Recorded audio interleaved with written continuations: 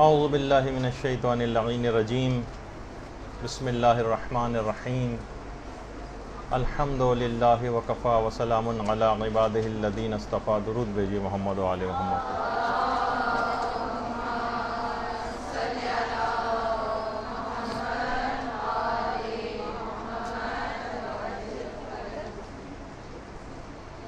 بہترین نماز کیسے پڑھیں، اس موضوع پر آج یہ ہماری 5ویں نشست ہوگی.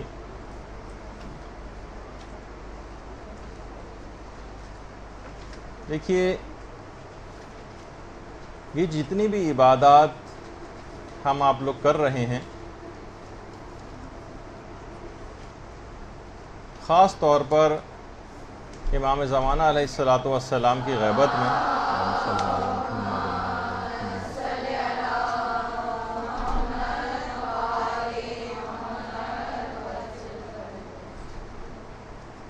اس کی جتنی اہمیت آج کل کے دور میں ہے اور جتنا زیادہ ثواب اور فضیلت آج کل کے دور میں ہے، اس کے متعلق آیت اللہ بہجت یہ فرماتے تھے کہ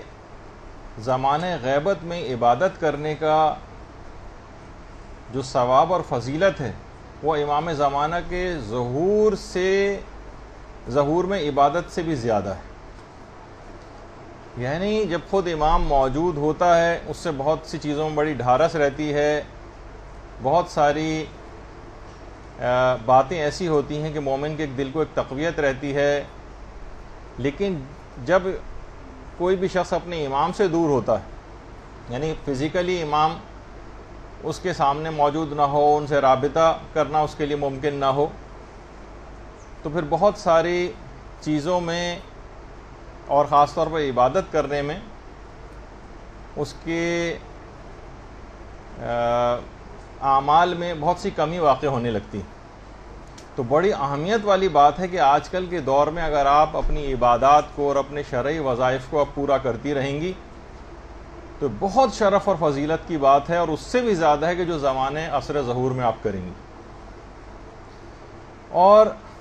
دیکھیے، ہمیں یہ چاہیے کہ اپنے معمولات زندگی میں سے جتنی بھی مصروفیات کیوں نہ ہوں، 10 منٹ کا تو ٹائم آدمی نکال ہی سکتا ہے، اور نمازوں کو تاخیر میں نہ ڈالے اور اپنے کاموں کو روک دے، اور 10-15 منٹ کا ٹائم اول اوقات میں یا اوقات فضیلت میں ضرور نکالے نمازوں کے لیے. اپنے کسی بھی دنیاوی کاموں کے سلسلے میں نمازوں کو تاخیر میں نہ ڈالے. اسی لحاظ سے دیکھیے، صرف پچھلی مرتبہ سعودی عربی کی مثال آئی تھی کہ وہاں پر دکانیں اس لحاظ سے بند ہو جاتی ہیں، بہت سے عرب ممالک میں بھی بند ہو جاتی ہیں. خود ایران میں اکثر دکاندار جو اس بات کے اول وقت میں نمازوں کو پڑھنے کے شیدائی شوقین ہوتے ہیں، وہ بھی اپنی دکانوں پر اس طرح سے کہ نماز کا وقفہ جو ہے وہ دیا جاتا ہے، اور اس طرح کے کچھ بینرز لگا دیے جاتے ہیں اور لوگوں کو نماز کی طرف راغب کرنے کے لیے. اچھا، لیکن ہمارے ہاں دیکھیے کیا ہوتا ہے، بس یا ٹرین میں انسان کوئی سفر کر رہا ہو اور نمازوں کا وقت نکلا جا رہا ہو تو کوئی بھی شخص اس بس کو رکوانے پر اصرار نہیں کرتا. ہم میں اتنی بھی ہمت نہیں ہوتی کہ ہم اس بس کو رکوا لیں نماز کے لیے. ہاں، البتہ اگر کسی کا 50-100 روپے اگر گر جائیں اور کوئی چلتا ہوا جا رہا ہو تو ہم فوراً اسے متوجہ کرتے ہیں، ارے دیکھیے آپ کے پیسے گر گئے، چیخ کر اس کو بتاتی. لیکن کسی کی کوئی نماز قضا ہو رہی ہو، نمازوں کا وقت نکلا جا رہا ہو، کسی کو کوئی پرواہ نہیں. اس کے معنی یہ ہیں کہ اس کی 50-100 روپے کے برابر بھی اہمیت کا احساس لوگوں کے دل و دماغ میں نہیں. اصل بات یہ ہے کہ جو نیک اور نمازی افراد ہیں وہ اپنا کام صحیح نہیں کر رہے ہیں. دیکھیے، کہا جاتا ہے نا کہ صرف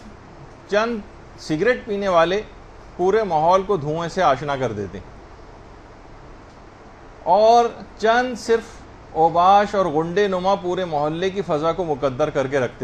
دیتے ہیں اور امن و امان کو تباہ کر دیتے ہیں. لیکن جو نیکوکار افراد ہیں، وہ جو نمازی ہیں، وہ جو پرہیزگار ہیں، یہ اپنے ارد گرد کے ماحول کو خدا سے آشنا نہیں کرتے. یہ اس کے لیے صرف اپنی عبادت میں لگے رہتے ہیں خالی. یا دوسرے افراد کو اس کی ترغیب نہیں دیتے، اس کی طرف بلاتے نہیں ہیں، اس کے کوئی ایسے اقدامات نہیں کرتے ہیں. اور اقدامات میں سے دیکھیے ایک تو یہ جیسے پچھلی مرتبہ بات آئی تھی کہ ہر وقت اگر انسان باوضو رہے ہر وقت، تو اس کے اندر خود ایک نورانیت ہے جو دیگر افراد تک بھی روحانیت پہنچتی ہے. یعنی اگر آپ کے گھر میں کوئی ایک شخص ہر وقت باوضو رہتا ہے تو اپنی اس نورانیت کو دوسرے افراد میں بھی منتقل کرتا ہے. تو بہت سی احادیث میں بھی یہ بات آئی ہے کہ جس طرح تم زندگی گزارو گے اسی طرح تم کو موت آئے گی. جس طرح بھی تم زندگی گزارو گے اسی طرح تم کو موت آئے گی. دیکھیے ہمارا المیہ کیا ہے آج کل کے دور میں. آج کا مسلمان تعلیم جو ہے وہ انگلینڈ میں حاصل کرنا چاہتا ہے، ملازمت امریکہ میں کرنا چاہتا ہے، اور رہنا جو ہے وہ کینیڈا میں چاہتا ہے، بات انگریزی میں کرنا چاہتا ہے، کھانے چائنیز کھانا چاہتا ہے، اٹیلین پیزا اور رشین سیلیڈ کھانا چاہتا ہے، مصنوعات جتنی ہیں وہ مثلا چائنا کی استعمال کرنا چاہتا ہے، چھٹیاں جو ہیں وہ یورپ میں گزارنا چاہتا ہے، فلمیں جو ہے کون کون سے ہالی اور بالی ووڈ جو ہیں گانے ان کے سننا چاہتا ہے. لیکن کیا ہے، زندگی کا اختتام وہ کربلا میں چاہتا ہے، اور تدفین جو ہے وہ چاہتا ہے کہ میری جنت البقیع میں ہو، اور موت کے بعد جو ہے وہ میں جنت میں چلا جاؤں. یعنی جینا کافروں کا سا چاہتا ہے، فاسقوں کا سا چاہتا ہے، فاجروں کا سا چاہتا ہے، لیکن مرنا اور انجام جو ہے وہ مقام حاصل کرنا چاہتا ہے متقین اور صالحین کا.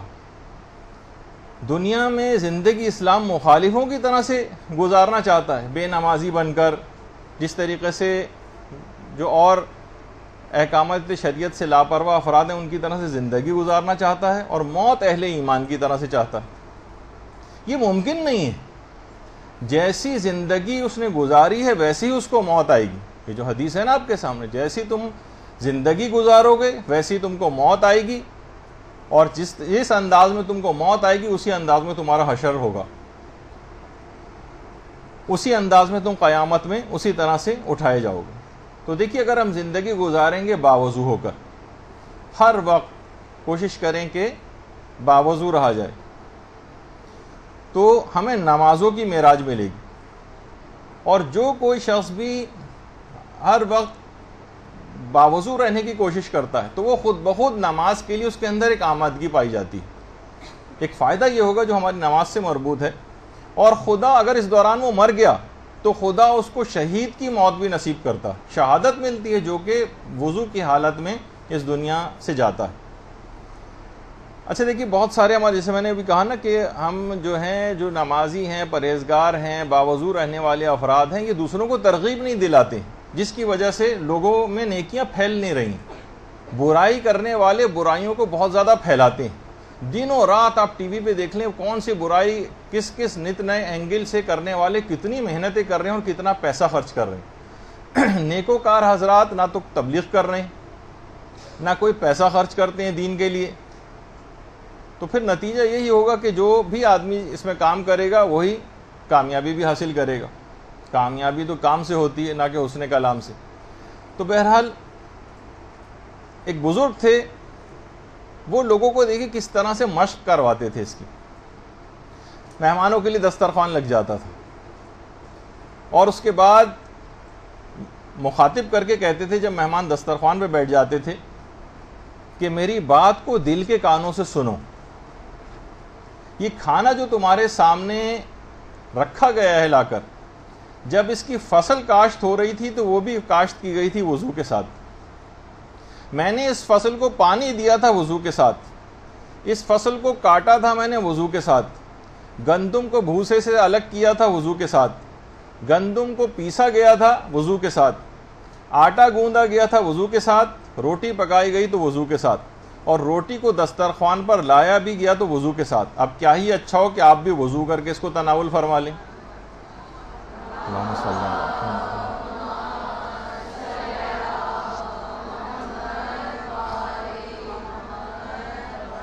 تو دیکھیے اس طرح سے انہیں مختلف حکایتوں کے اندر ملتا ہے کہ نیکوکار افراد کس کس طرح سے اس سلسلے میں کام کرتے تھے، اقدام کرتے تھے، لوگوں کو رغبت دلاتے تھے. دیکھو علماء ایک بات بہت اچھی کہتے ہیں دیکھیے کتا جو ہے وہ ہڈی دینے والے سے حق شناسی کا بہت اظہار کرتا ہے، اس کو دیکھ کر دم ہلاتا ہے، اس کے گھر کوئی اگر اجنبی یا کوئی چور آ جائے تو اپنے مالک سے نمک حلالی کرتا ہے، اس پر حملہ کر دیتا ہے اس چور کے اوپر۔ لیکن افسوس ہے اس انسان پر، اس مومن پر، کہ خدا کی دی گئی نعمتوں کو اتنی زیادہ پانے کے باوجود اس کے سامنے سجدہ کرنے سے پہلو تہی کرتا، ٹال مٹول سے کام لیتا ہے، اپنی نمازوں کو آخر اوقات میں ٹالتا جاتا ہے۔ کیا اس کے اندر جو وفاداری اور قدر شناسی ہے کسی کتے سے بھی کم ہے؟ یعنی کم سے کم اگر نمک حلالی سیکھنی ہے تو اس نجس العین جانور ہی سے انسان سیکھ لے، کتے سے۔ دیکھیے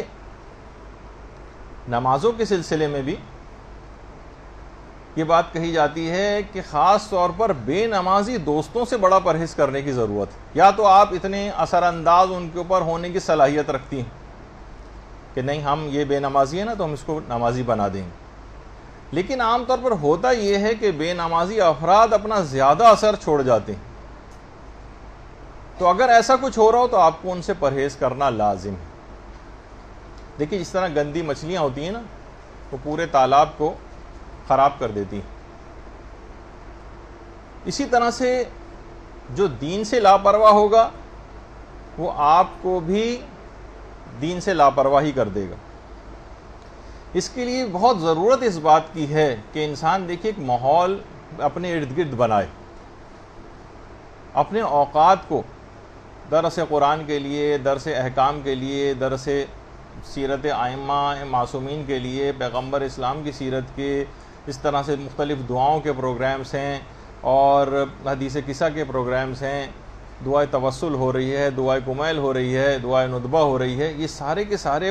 پروگرام جو ہیں ان کے اندر انسان جب بھی شرکت کرتا ہے تو اس کے اندر ایک روحانیت اور ایک معنویت پیدا ہوتی ہے اور وہ خود بخود اپنی نمازوں کی طرف متوجہ ہوتا ہے۔ یہ آپ کی یہ پروگرامز جو ہوتے ہیں اس طرح کے، یہ جہاں کہیں بھی خواتین خود اگر نہیں ہوتے آپ کے اطراف میں تو آپ انہیں منعقد کریں اپنے گھر میں، چاہے چھوٹے سے چھوٹے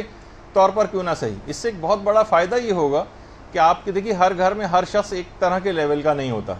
آپ اگر اس طرف متوجہ ہو گئی ہیں، آپ نمازوں کی طرف متوجہ ہو گئی ہیں، آپ دین کی طرف متوجہ ہو گئی ہیں، تو گھر میں کوئی بھی ایسا دعا کا کوئی پروگرام ہوگا تو جو افراد متوجہ نہیں بھی ہیں وہ بھی اس پروگرام میں آ کر بیٹھ جائیں گے، ان تک بھی دین کی ایک بات پہنچے گی۔ اس میں کوئی چھوٹا موٹا سا آپ درس جو ہے وہ کسی کو بلا کر، کسی خاتون کو بلا کر وہ کر لیں، ورنہ مختلف مدرسے کے مختلف یہاں سے آپ سی ڈیز وغیرہ لے جا کے، بہت سے گھروں میں یہ بھی سلسلہ شروع ہو گیا جہاں اسپیکر کا انتظام نہیں ہوتا وہاں اس طرح سے ان چیزوں کا استعمال ہو جاتا ہے۔ تو یہ تمام چیزیں ایسے افراد کے اوپر بہت زیادہ اثر انداز ہوتی ہیں۔ اسی طرح سے آپ کوشش کریں، جیسے کربلا ٹی وی ہے اور ایران کے مختلف چینلز ہیں جن کے اوپر مثلا نمازیں وغیرہ آتی ہیں، اور وہ اگر آپ ان کو دکھانے کا کوئی ایسا انتظام کریں، عام طور پر مغرب اور عشاء کی جو نمازیں جس انداز سے عام طور پر لوگ گھروں میں بھی ہوتے ہیں، اور کتنے بڑے بڑے علماء جو ہیں وہاں پر قوم اور مشہد کے، اور کبھی آیت اللہ شبیر زنجانی کی نماز آ رہی ہے، کبھی آیت اللہ ناصر مکارم شیرازی کی آ رہی ہے، تو کبھی آیت اللہ نوری حمدانی کی آ رہی ہے، کبھی رہبر معظم کی آ رہی ہے، تو ایک عجیب ایک روحانیت کا سا ایک سما اور ایک ماحول گھر کے اندر پیدا ہو جاتا ہے۔ یہ کربلا کی، تو یہ سب چیزیں آپ کو ماحول بنانا پڑے گا، نماز کا گھر میں ایک ماحول کریٹ کرنا پڑتا ہے، تو جو آپ کی روحانیت کو بھی سرشار کرے گا، آپ کی روح کو سرشار کرے گا، لوگوں کی خود بخود نماز کی طرف رغبت ہوگی، اور جسے قرآن نے کہا ہے نا صبغت اللہ، یعنی خدائی ایک رنگ جو ہے وہ چڑھنے لگتا ہے روح کے اوپر، اس کے اوپر ایک رنگ آ جاتا ہے خدا کا۔ تو دیکھیے ہماری جو بہت بڑی وجہ ہے گھروں میں مصیبتیں نازل ہونے کی، پریشانیوں کی، جس میں آج کل ہر گھر گرفتار ہے، اس کی ایک وجہ ہماری ناقص نمازیں بھی ہیں، اور گھروں میں بے نمازی افراد کا ہونا تو ایک بہت بڑی مصیبت ہے۔ یہ گویا مصیبتوں اور پریشانیوں کو کھینچنے کا ایک میگنیٹ ہے جو گھروں کے اندر لگا دیا گیا۔ جس گھر میں بھی ایک بے نمازی بھی اگر موجود ہے تو مصیبتیں اور پریشانیاں کھینچ کر اس گھر کی طرف آتی ہیں۔ تو آپ یہ نہیں کر سکتی کہ بس اپنی نمازوں میں لگی رہیں، کیونکہ گھر میں جب تک گھر کے اور افراد کو یا ارد گرد کے ماحول کو آپ اچھا نہیں کریں گی، جب تک فقط ایک آدمی کے تنہا اچھا ہو جانے سے فرق نہیں پڑے گا۔ تو یہ بہت اہم اس کے اندر بات ہے۔ تو جو میں نے کہا کہ گھر میں کیسی مصیبتیں اور پریشانیاں آتی ہیں، اور پھر جس اعتبار سے جو لیول جس کا ہوتا ہے اس کے مطابق ہی ہوتا ہے۔ مصیبتوں اور پریشانیوں کا لیول بھی. جیسے آیت اللہ شیخ حسن علی نخودکی اصفہانی، یہ وہی ہیں جن کا میں نے امام خمینی کے حوالے سے ایک دفعہ بتایا تھا عمل بھی. وہ ایک دفعہ آیت اللہ شیخ حسن علی نخودکی اصفہانی جو امام خمینی کے بھی استاد تھے، وہ خود انہوں نے اپنے ایک بیٹے کو ایک دفعہ وصیت کی تھی. کہا بیٹا یہ بات یاد رکھو، اگر تم 40 روز تک بھی روزانہ عبادت، ریاضت، دعائیں، تعقیبات، عرفانیات کے اندر تم ڈوبے بھی رہو، اور فقط ان 40 دنوں میں سے ایک دن کی فجر کی نماز قضا ہو جائے تم سے، تمہاری ساری ریاضتیں ہباء منصورہ ہو جائیں گی. تمہاری ساری ریاضتیں مکمل ضائع ہو جائیں گی. یہ جو بھی آپ نے آیت دیکھی نا، اس کا ترجمہ ہے کہ پھر ہم ان کے اعمال کی طرف توجہ کریں گے اور سب کو اڑتے ہوئے خاک کے ذروں کی مانند بنا دیں گے. یعنی جب چیزیں قبول نہیں ہوتی نا نیک اعمال، تو جس طریقے سے ریت کے ذرات کے اندر کوئی چیز تبدیل ہو جاتی ہے، اعمال کا یہ حشر ہو جاتا ہے. ابھی جس کی تفصیل بھی آگے چل کر آئے گی. بیٹا میں نے اپنی، فرماتے ہیں شیخ حسن علی نخودکی اصفہانی، بیٹا میں نے اپنی پوری زندگی میں صرف ایک مرتبہ مجھ سے ایک نماز قضا ہو گئی تھی، اور اسی دن میرا بیٹا مر گیا تھا. تمہارا بھائی اسی دن مر گیا تھا، اور پھر خواب میں مجھ کو بتایا گیا کہ اس کی موت کا سبب میری وہ قضا نماز فجر تھی جو مجھ سے قضا ہو گئی تھی. وہ ٹھیک ہے کہ پروردگار ہر کسی کو اس امتحان سے نہیں گزارتا ہے. جن کے رتبے اتنے زیادہ بلند ہوتے ہیں ان کے لیے پھر مصیبتیں اور پریشانیاں بھی ایسی آتی ہیں، لیکن ٹھیک ہے خدا نخواستہ ہم تو اس پروردگار اس قسم کی مصیبت میں مبتلا نہ کرے، لیکن چھوٹے لیول کی مصیبتیں تو آتی ہیں نا. تو ایک نماز، یعنی کہہ رہے ہیں 40 روز تک بھی اگر تم مسلسل پورے کے پورے عرفانیت کے اندر ڈوبے رہو اور دنیا جہان کے نیک اعمال کر ڈالو، اور فقط ایک دن نماز کو اپنی قضا کر دو، تو سارے اعمال تمہارے ریت کے ذروں میں تبدیل ہو جائیں گے، سب کیا کرایا بالکل بیکار ہو جائے گا. تو یہ بہت اہم بات ہے کہ یہ تمام خاص طور پر نماز کے سلسلے میں جو بے اعتدالیاں ہیں اور جو لاپرواہیاں ہیں، یہ کس طرح سے نقصان پہنچاتی ہیں. اور یہ آیت اللہ شیخ حسن علی نخودکی اصفہانی وہی ہیں جن کا ایک کیمیا والا نسخہ میں نے آپ کی خدمت میں بہت عرصے پہلے جو ہے وہ پیش کیا تھا. اچھا، اب دیکھیے یہ کہا جاتا ہے کہ نماز وہ فریضہ ہے جو سیدہ زہرا سلام اللہ علیہا نے ٹوٹی ہوئی پسلیوں کے ساتھ،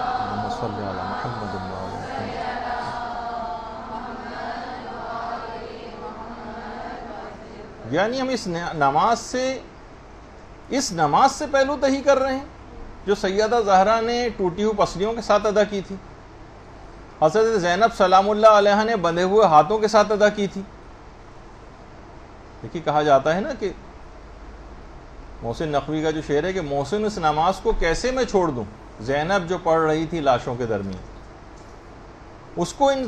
مومن جو ہے اس کو نظر اندازی سے کام لے رہے ہیں اس سلسلے میں جو سید سجاد نے طوق و سلاسل میں انجام دی تھی، اور جو حسین مظلوم نے خنجر تلے ادا کی. تو دیکھیے ایسی نماز اس کے بعد کبھی نہیں ہوئی. سجدے میں سر، گلے پہ خنجر، 3 دن کی پیاس، ایسی نماز پھر نہ ہوئی کربلا کے بعد.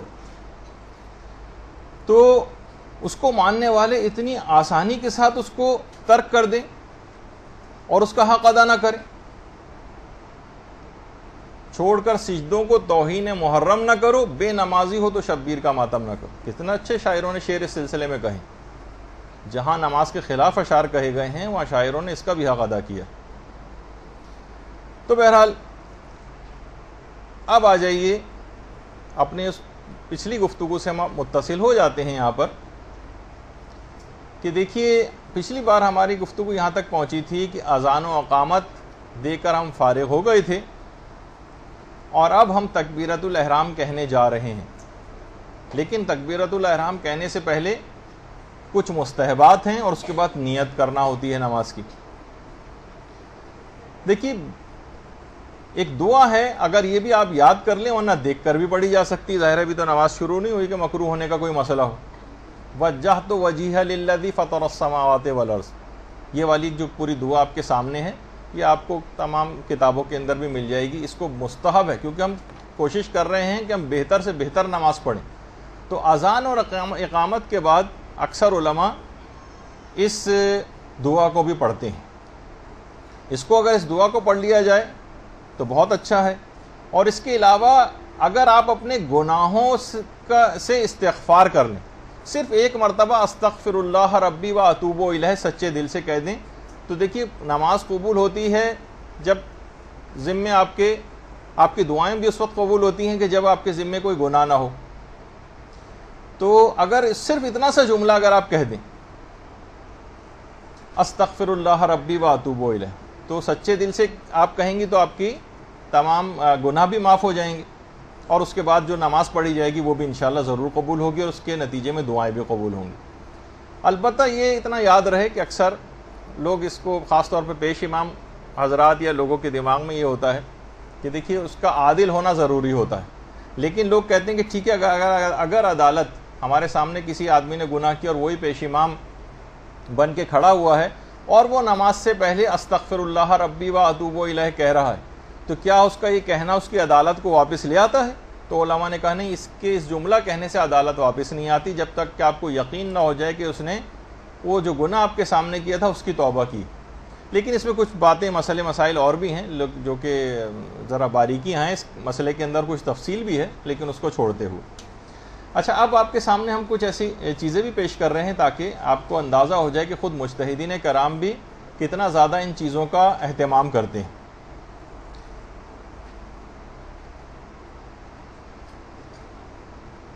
استغفار.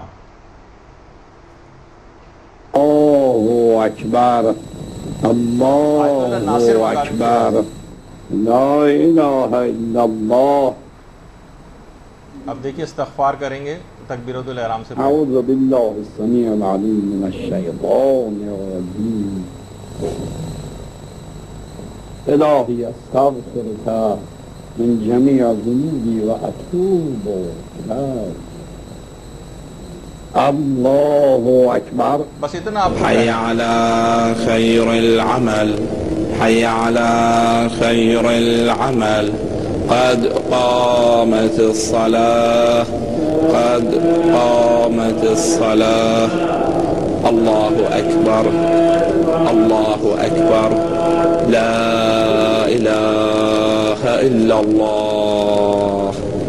استغفر اللہ ربی و اتوب الیہ.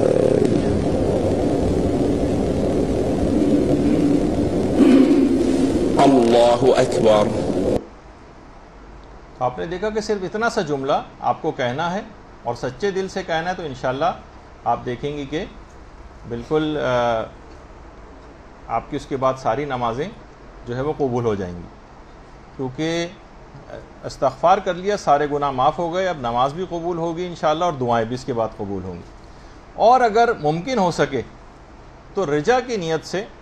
ایک دعا اور ہے جو خود توضیح المسائل کے اندر بھی لکھی ہوئی ہے. تکبیرۃ الاحرام کا جو آپ نکالیں گی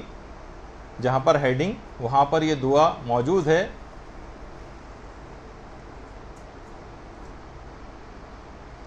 یا محسن قد اتاک المصیب. ایک دعا ہے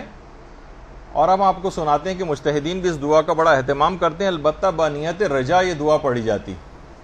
تو اگر یہ بھی ممکن ہو سکے تو یہ دعا بھی پڑھ لی جائے. یہ آیت اللہ جعفر سبحانی ہیں.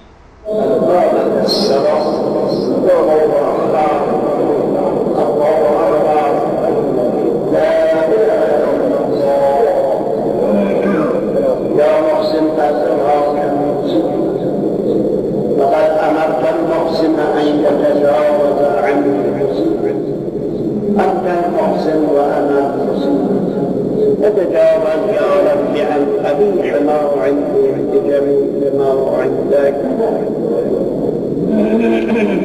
الله أكبر. تو آپ نے دیکھا، یا تو آپ استغفر اللہ ربی و اتوب الیہ کہہ دیں، یا اس کے ساتھ اگر یہ والی دعا بھی پڑھ لیں یا محسن والی تو بھی بہت اچھا ہو جائے گا. اچھا، پھر اس کے بعد 7 تکبیرات کہنا بھی ثواب رکھتا ہے. ویسے تو ان تکبیرات کے درمیان کچھ دعائیں بھی ہیں، اور ان تکبیرات کو تکبیرۃ الاحرام سے پہلے 6 تکبیرات اور کہی جاتی ہیں. آغا سیستانی بھی فرماتے ہیں کہ یہ بنیت رجا کہی جائیں گی, یعنی اللہ اکبر اللہ اکبر اللہ اکبر, اور اس طرح کر کے 6 دفعہ آپ اللہ اکبر کہیں, اور آخری جو تکبیر ہوگی اس کو تکبیرۃ الاحرام قرار دے دیں. اسے تکبیرات افتتاحیہ کہا جاتا ہے, اور ان کا بہت ہی زیادہ ثواب, بہت زیادہ. ابھی آپ سنیں گے جیسے آگے. یعنی یہ 7 تکبیرات کہی جائیں, اور رجا کی نیت سے کہی جائیں گی 6 تکبیرات, اور اس کے بعد پھر 7ویں تکبیرۃ الاحرام ہوگی, تو ملا کر یہ باعث ثواب عمل بن جائے گا, اور ایک بہترین نماز بنے گی. اور کچھ بھی نہیں ہے, کتنی جلدی آپ کو صرف 6 دفعہ اللہ اکبر کہنا ہے, اور آخری تکبیرۃ الاحرام کی نیت سے کہنی. اچھا دیکھیے, جو 7 کا عدد ہے خاص طور پر تکبیرات میں, یہ روایات میں ملتا ہے کہ ویسے تو نماز جنازہ میں 5 تکبیرات ہوتی ہیں, لیکن امیر المومنین علیہ الصلوۃ والسلام کے جنازے کے لیے اللہم صلی علی محمد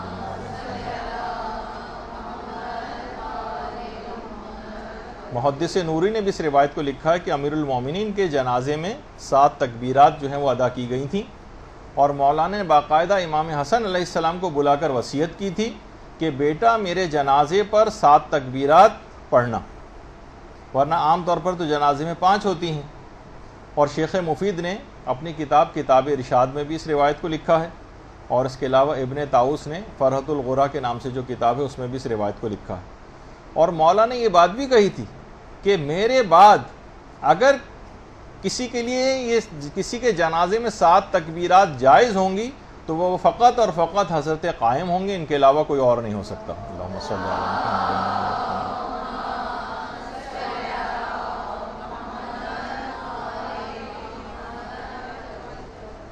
اور بحر الانوار میں بھی ہے,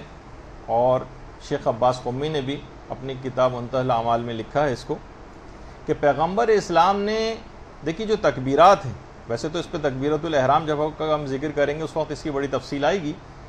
حضرت فاطمہ بنت اسد جو مولا کائنات کی والدہ گرامی تھیں, اللہم صلی علی محمد وعلی محمد,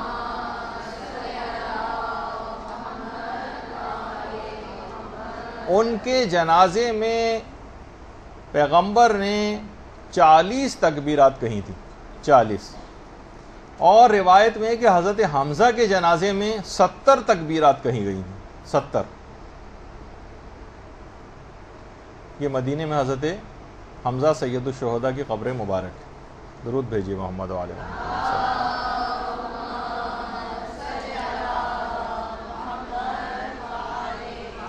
اچھا, اب نماز میں مستحب یہ ہے کہ تکبیرۃ الاحرام کو ملا کر 7 تکبیرات کہی جائیں, 7 تکبیرات جنہیں تکبیرات افتتاحیہ کہا جاتا ہے. اچھا, بعض روایت میں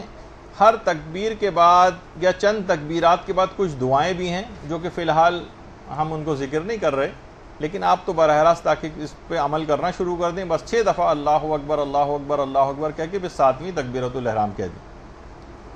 اور اس کو رجا کی نیت رکھیں 6 تکبیرات کہتے ہوئے. اچھا, علماء یہ فرماتے ہیں کہ اگر کوئی شخص یہ 7 تکبیرات نہیں کہنا چاہتا, یعنی تکبیرۃ الاحرام تو کہنی ہی ہے,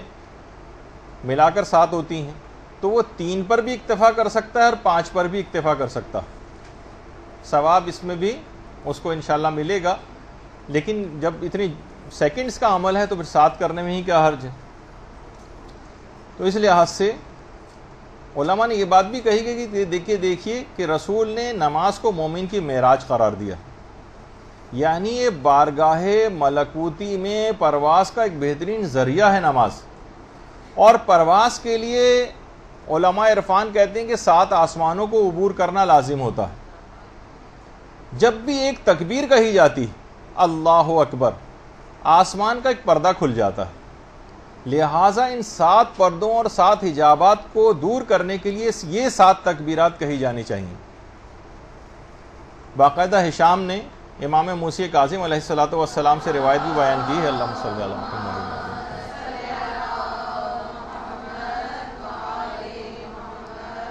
اور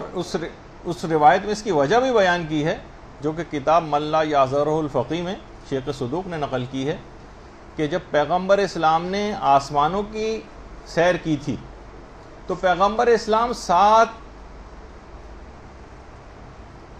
جو ہے وہ پردوں کو کراس کرتے ہوئے پہنچے تھے اور ہر حجاب اور پردے کے نزدیک آ کر ایک تکبیر پڑھتے تھے، اللہ اکبر یہ کہتے تھے، اور ان تکبیرات کے وسیلے سے پروردگار عالم نے پیغمبر اکرم کو اتنی کرامت اور بلندی تک پہنچا دیا کہ بالکل انتہا سے زیادہ اپنے قریب کر لیا۔ تو اگر مومن بھی ایسا کوئی کام کرے اور یہ 6 تکبیرات یا 7 تکبیرات کہے تو اس طرح سے اس کی وہ نماز وہ تمام حجابات کو چاک کرتی ہوئی معراج پر پہنچ جائے گی۔ اور حضرت امیر المومنین علی ابن ابی طالب علیہ الصلوۃ والسلام نے اللہم صلی علی محمد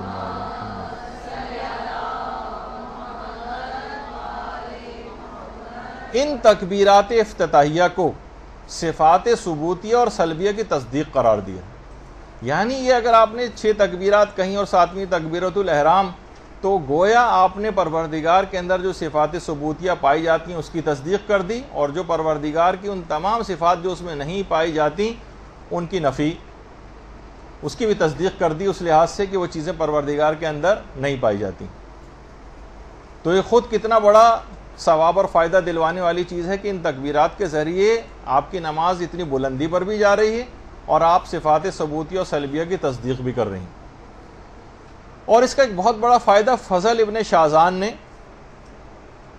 حضرت امام علی رضا علیہ الصلوۃ والسلام کے حوالے سے بیان کیا۔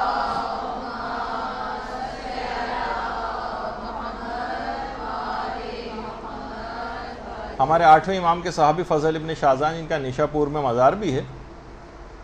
کہ امام فرماتے ہیں کہ اگر نمازی نماز کے دوران جو یہ مستحب تکبیرات کہی جاتی ہیں، جیسے آپ رکوع میں جانے سے پہلے اللہ اکبر کہتی ہیں، پھر رکوع سے اٹھنے کے بعد، پھر سجدے میں جاتے، سجدے سے اٹھ کر پھر دوبارہ سجدے میں جاتے وقت جتنی بھی مستحب تکبیرات یہ آپ کہہ رہی ہیں، امام فرماتے ہیں کہ اگر کوئی شخص دوران نماز کچھ مستحب تکبیرات کو بھول جائے تو شروع میں کہی گئی یہ تکبیرات جو ہیں اس بھولی ہوئی تکبیرات کی کمی کو پورا کر دیتی۔ تو بہت بڑا فائدہ یہ بھی ہے کہ دوران نماز اکثر یہ ہوتا ہے کہ انسان تکبیر کہنا بھول گیا اور وہ مس ہو گئی اس سے، تو شروع میں کہی گئی یہ 7 تکبیرات اس کمی کو بھی پورا کر دیں گی۔ اور اس کی ایک اور وجہ جو تہذیب الاحکام جو کتاب ہے شیخ طوسی کی، اس میں بھی وجہ بتائی گئی ہے، اور من لا یحضرہ الفقی میں بھی اس کی وجہ شیخ صدوق نے بتائی ہے، اور ہمارے 6ٹھے امام امام جعفر صادق علیہ الصلوۃ والسلام کی روایت۔ اللہم صلی علی محمد۔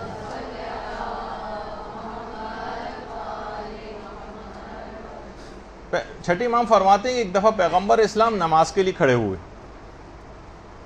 امام حسین علیہ السلام اس وقت بہت چھوٹے تھے، بہت چھوٹے، وہ بھی پیغمبر کے ساتھ نماز کے لیے آ کر کھڑے ہو گئے۔ پیغمبر اسلام نے تکبیر کہی، اللہ اکبر، امام حسین نے تکبیر نہ کہی یا تکبیر کو صحیح طور پر ادا نہ کر سکے کیونکہ وہ عمر میں بہت چھوٹے تھے، صحیح طور پر ادا نہیں کہی۔ پیغمبر اسلام نے پھر تکبیر کہی۔ روایت میں ہے کہ امام حسین اس تکبیر کو بھی صحیح طور پر نہ کہہ سکے، ایک بچہ بہت چھوٹا ہوتا ہے صحیح طور پر بول نہیں پاتا۔ رسول تکبیرات کہتے گئے اور منتظر تھے کہ امام حسین علیہ السلام کب صحیح طور پر تکبیر کہیں گے۔ 5ویں امام نے الگ سے بھی ایک روایت میں یہ بات بیان کی ہے کہ امام حسین علیہ السلام نے ابتدا میں بچپنے میں بولنے میں اتنی تاخیر کی تھی کہ پیغمبر اسلام کو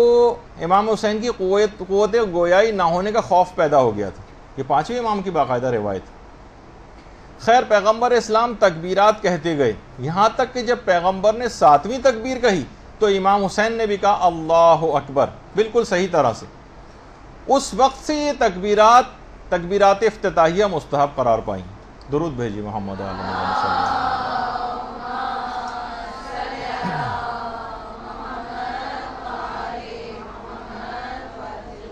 بعض علماء یہ فرماتے ہیں کہ یہ جو تکبیرات ہیں یہ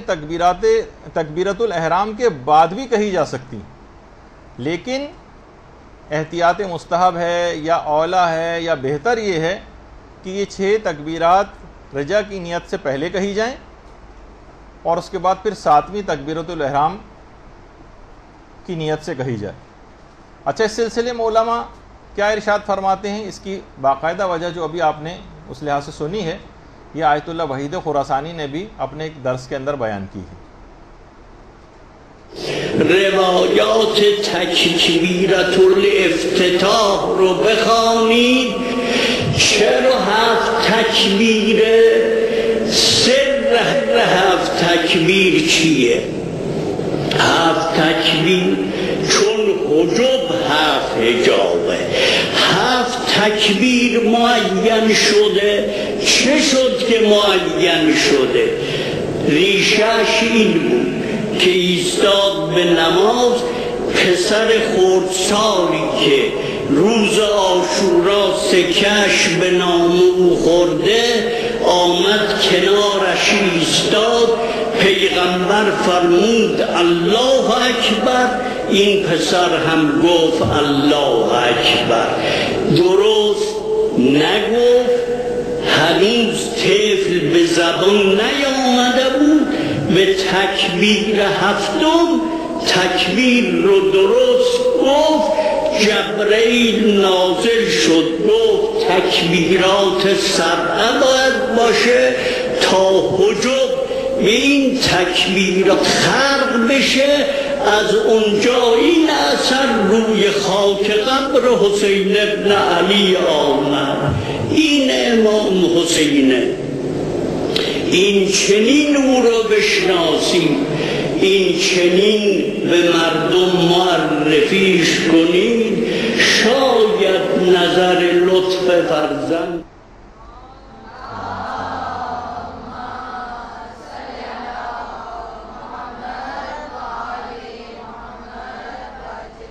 تو آپ نے دیکھا کہ بس آپ نے اذان و اقامت کہہ کے ختم کی، اس کے بعد آپ نے استغفر اللہ ربی و اتوب الیہ کہا، اس کے بعد یا محسن قد اتاک المسیء یا انی وجہت وجہی للذی فطر السماوات والارض والی دعا، اور اس کے بعد 6 تکبیرات ویسے کہیں اور 7ویں تکبیرۃ الاحرام قرار دے کر، اور اس کے بعد پھر آپ نے نماز شروع کر دی۔ اچھا، اب نماز تو شروع کریں گے، لیکن اس سے پہلے نماز کی نیت کرنا ہوتی۔ نیت، جس کے متعلق یہ بات کہی جاتی ہے کہ تمام اعمال کا دار و مدار ہی نیت کے اوپر ہے۔ بعض علماء تو یہاں تک بات فرماتے ہیں کہ انسان عمل تو سیکھتا ہے، نیت کرنے بھی سیکھے۔ دیکھیے بہت بڑا مسئلہ ہے یہ، اور یہ فقط نمازوں روزوں وغیرہ کی سے ہی مربوط نہیں نیت کرنے کا مسئلہ، یہ ہر عمل کے لیے نیت ہے۔ صرف نیت سے دیکھیں کتنا فرق پڑ جاتا ہے، جیسے تصویر کے اندر بیان کیا گیا۔ یہ تینوں افراد بیٹھ کے کھانا کھا رہے ہیں، ایک کی نیت یہ ہے کہ میں اس سے طاقت حاصل کروں گا، ماروں پیٹوں گا، غنڈہ بدماش ہے۔ دوسرا جو ہے اپنے پیٹ پوجا کے چکر میں لگا ہوا، اسے کھانے بہت پسند ہے مثلا۔ اور تیسرا جو ہے یہ سوچ رہا ہے کہ میں نماز اس سے پڑھوں گا، اپنی عبادت کروں گا اور اس سے مجھے طاقت آئے گی۔ تو ایک ہی عمل ہے کھانا، لیکن نیتوں کے فرق سے اس تمام کھانے کے جو اثرات ہیں وہ تبدیل ہو جائیں گے۔ اسی طریقے سے بالکل دیکھیے یہ نیتوں کا مسئلہ بھی، تو انسان کو چاہیے کہ عمل تو سیکھتا ہی ہے، نیت کرنے بھی سیکھے۔ اچھا، بعض علماء یہ بات بھی کہتے ہیں کہ نیت کتنی بھی اچھی ہو، دنیا لیکن تم کو تمہارے دکھاوے سے جانتی، اور دکھاوا کتنا بھی اچھا ہو، اللہ تم کو تمہارے نیتوں سے جانتا۔ کوئی سی بھی آپ لوگوں کو دکھانے کے لیے نیت کر لیں، لیکن پروردگار عالم کو تو صحیح طور پر نیت کا آپ کو پتہ ہے نا۔ اور یہ فقط نمازوں کے سلسلے میں مربوط نہیں ہے مسئلہ، ہر چیز کے اندر جو ہے وہ نیت پائی جاتی۔ یہی وجہ ہے کہ حجت الاسلام والمسلمین شہید علامہ عارف حسین الحسینی کہا کرتے تھے کہ کام کریں لیکن خدا کے لیے کریں۔ اگر زیادہ کام کیا لیکن خدا کے لیے نہیں کیا تو یہ سراب جیسا ہوگا جیسے جو دور سے انسان کو پانی نظر آتا ہے لیکن جب نزدیک آتا ہے تو کچھ بھی نہیں ہوتا۔ تو واقعتاً انسان کو اپنی نیت کے سلسلے میں بہت محتاط روی کا مظاہرہ کرنا چاہیے، اور اپنے اعمال کو اخلاص کے ساتھ قربتاً الی اللہ کی نیت کے ساتھ سیکھنا ضروری، کیونکہ نیت کی جو پہنچ ہے وہ عمل سے بھی دور تک ہے۔ عمل تو دیکھیے ختم ہو جاتا ہے، بس ادھر آپ نے سلام نماز کہا اور عمل ختم ہو گیا، لیکن نیت کی پہنچ بہت دور تک ہے اور اس کے مطابق ہی اعمال کی قبولیت کا دار و مدار ہو جاتا ہے۔ یہ جو نیت ہے اس کی اہمیت اتنی زیادہ علماء بیان کرتے ہیں کہ یہ چھوٹے سے چھوٹے عمل کو بھی پہاڑوں کے برابر بنا دیتی اور بڑے سے بڑے عمل کو بھی رائی کے دانے کے برابر چھوٹا کر دیتی۔ یہی وجہ ہے نا کہ اعمال کا دار و مدار نیت پہ قرار دیا گیا۔ عرفاء یہ بات بیان فرماتے ہیں کہ جتنی مشکل ہمیں نیت کی درستگی میں نظر آئی ہے اتنی کسی چیز میں نظر نہیں آئی۔ سب سے مشکل ترین کام نیت کی درستگی۔ وہ فرماتے ہیں کہ ابھی ہم نیت کو ٹھیک کر کے ہٹے بھی نہیں ہوتے کہ معاملہ پھر خرابی میں پڑا نظر آتا ہے۔ اور کہا جاتا ہے کہ اخلاص نیت یہ دنیا میں کامیاب ترین جنس ہے، یہ سب سے کم پائی جاتی۔ البتہ انسان وہم کا شکار نہ ہو کہ اس کو مایوس ہو کر حاصل نہ کرے، اس کو حاصل کرنے کے طریقے بھی۔ اور پچھلی جو کلاسز ہوئی ہیں اس میں ہم نے اخلاص کو حاصل کرنے کے طریقے، اس پہ 2 دروس جو ہیں ہو بھی چکے ہیں مدرسے میں کہ اس صفت اخلاص کو حاصل کیسے کریں، اس کے طریقہ کار کیا ہیں۔ تو علماء فرماتے ہیں کتنی ہی محنت کر کے ہم ریاکاری کو دل سے باہر نکالیں لیکن یہ کسی نہ کسی رنگ میں پلٹ کر پھر واپس آ جاتی ہے دوبارہ۔ بہت مسئلہ ہے اس کے ساتھ۔ دیکھیے نیت کہا جاتا ہے اس چیز کو جو کسی بھی عمل کو کرنے پر اکسائے، بلکہ فرماتے ہیں علماء کہ اصل نیت جو ہے وہ عمل ہی ہے۔ اور یہی وجہ ہے کہ رہبر معظم نے بڑا اچھا جملہ کہا ہے کہ انتظار امام زمانہ یا انتظار فرج۔ درود بھیجیے محمد و آل محمد صلی اللہ علیہ وسلم۔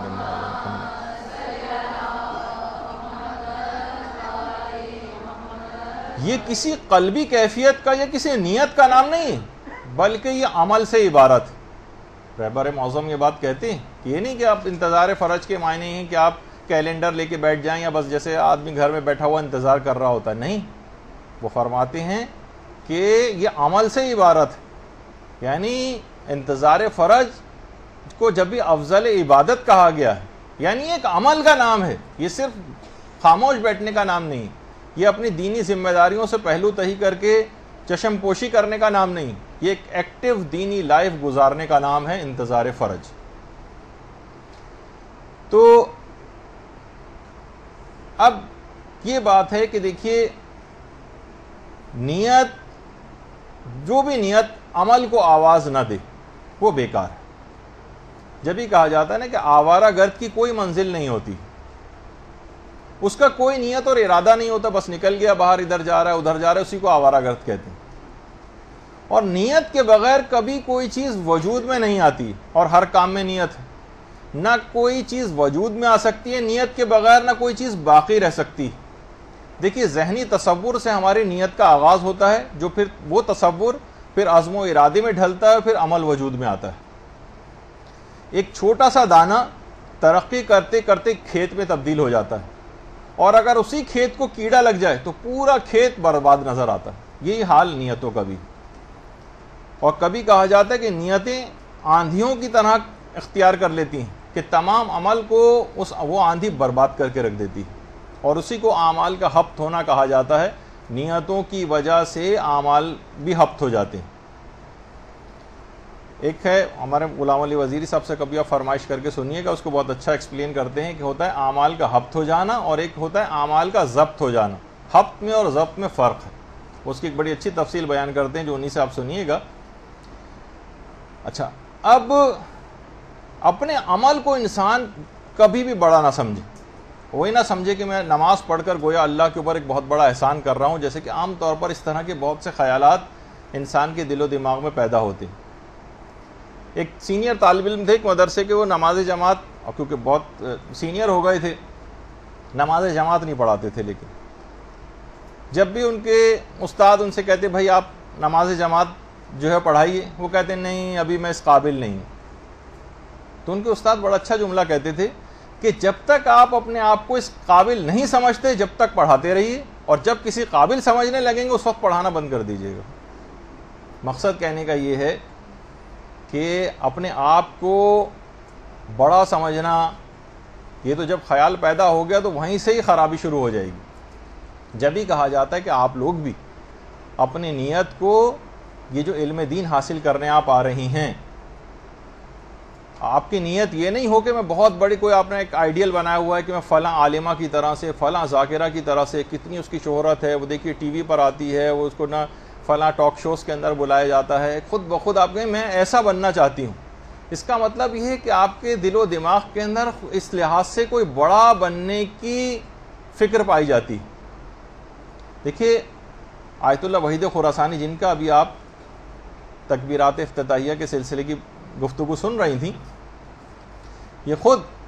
بہت اچھی بات انہوں نے بیان کی جو ہمارے مولانا شہریار عابدی صاحب نے پچھلی اتوار کو جب وہ آئے تھے تو انہوں نے بھی ذکر کی تھی. وہ فرماتے ہیں آیت اللہ وحید خراسانی کہ اگر کوئی طالب علم 20 سال تک اس نیت کے ساتھ علم حاصل کرتا رہے کہ میں بڑا عالم دین بنوں، بڑا، تو انہوں نے کہا کہ 20 سال گزرنے کے بعد وہ یہ سوچے کہ اس نے پورے 20 سال کسی عبادت میں نہیں بلکہ بت پرستی میں گزارے. بت پرستی اس وجہ سے کہ اصل دین، اصل جو بلکہ نیت ہے وہ ہے کہ میں پروردگار کے اس دین کا خدمت گزار بن جاؤں، چاہے میں لوگوں کی نگاہ میں بڑا نہ بن سکوں، چاہے آپ بہت بڑی ذاکرہ نہ بنے. کسی ہو سکتا ہے کہ کسی چھوٹے سے مدرسے کے اندر آپ پڑھانا شروع کر دیں، معمولی سی 4-5 خواتین پر مشتمل آپ کے درس ہوتے ہوں، لیکن وہی پروردگار، کیونکہ نیتوں کے باعث پروردگار چھوٹے سے چھوٹے عمل کو بے انتہا بڑا کر دے گا. اور ہو سکتا ہے کہ بہت سارے افراد جن کی شہرت ترقی کر جاتی ہے ان کے متعلق یہ بات کہی جاتی ہے کہ جس کی بھی شہرت ترقی کرتی ہے بہت مشکل ایسا ہوتا ہے کہ اس کی آخرت محفوظ رہ سکے. بہت اپنے آپ کو بچا بچا کے چلتا رہے گا تو آخرت محفوظ ہوگی اس کی، ورنہ آخرت اس کی برباد ہو جائے گی. تو اصل میں آپ کی یہاں پر علم دین حاصل کرنے کی نیت بھی یہ ہونی چاہیے کہ میں خدمت گزار اہل بیت بنوں، میں دین کی ایک خدمت گزار بن جاؤں. پروردگار مجھ سے دین کا کوئی بھی کام لیتا رہے، ساری زندگی بس آپ اس پہ لگ جائیں کہ میں لوگوں کے وضو صحیح کرواؤں گی، میں بس لوگوں کی نمازیں صحیح کرواؤں گی، میں خواتین کا پردہ صحیح کروا دوں گی، میں مثلا تربیت اولاد کے صرف لیکچرز اور اس پہ مشتمل چیزیں جو ہے وہ لیا کروں گی، میں مثلا خواتین کے جو مخصوص فقہی مسائل ہیں اس کی مہارت حاصل کر کے ان کی تمام عبادتوں کو صحیح کرواؤں گی. یہ اگر کوئی نیت بنا لے تو خود بخود وہ بہت بڑا اس کا یہ عمل بن جائے گا اپنی نیت کی وجہ سے. اور اگر بڑا بننے کے لحاظ سے طالب علموں کو بھی بچپنے سے یہ چیز سکھانی چاہیے کہ یہ نہ بس وہ یہ سوچیں کہ نہیں ہمیں بہت بڑا ایک شہرت کا حامل بننا ہے، نہیں، ورنہ یہ کیا ہوگا کہ اس کی خود بخود جب ہی ہمیں دیکھتے ہیں کہ لوگوں کے اندر نیتوں کی فطور کی وجہ سے بعد میں بھی تبدیلی نہیں آ پاتی اور وہ اپنی زندگی جو ہے غیر صالح انداز سے گزارتے ہیں. تو نیت کا صحیح ہونا بہت ضروری ہے، اور یہی وجہ ہے کہ اگر نیت صحیح نہ ہو تو شہادت جیسا مرتبہ ملتے ملتے بھی ہلاکت کے اندر تبدیل ہو جاتا ہے. وہ نہیں تھا وہ ایک واقعہ کہ جس کو جو شہید ہوا تھا، مارا گیا تھا،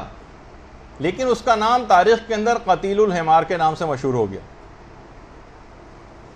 کہ اس کی نیت یہ تھی کہ میں مخالف پر حملہ کر کے اس کے گدھے کو حاصل کر لوں. یعنی مارا تو گیا وہ، اور اپنی نیت کی وجہ سے صرف راہ گدھا کا جو ہے وہ قتیل کہا گیا یا شہید کہا گیا، بجائے خدا کی راہ میں مارا جاتا وہ گدھے کی راہ میں مارا گیا. تو اس لحاظ سے اگر آپ دیکھیں تو لوگ دیکھیں نیتوں کے فرق کی وجہ سے ثواب اور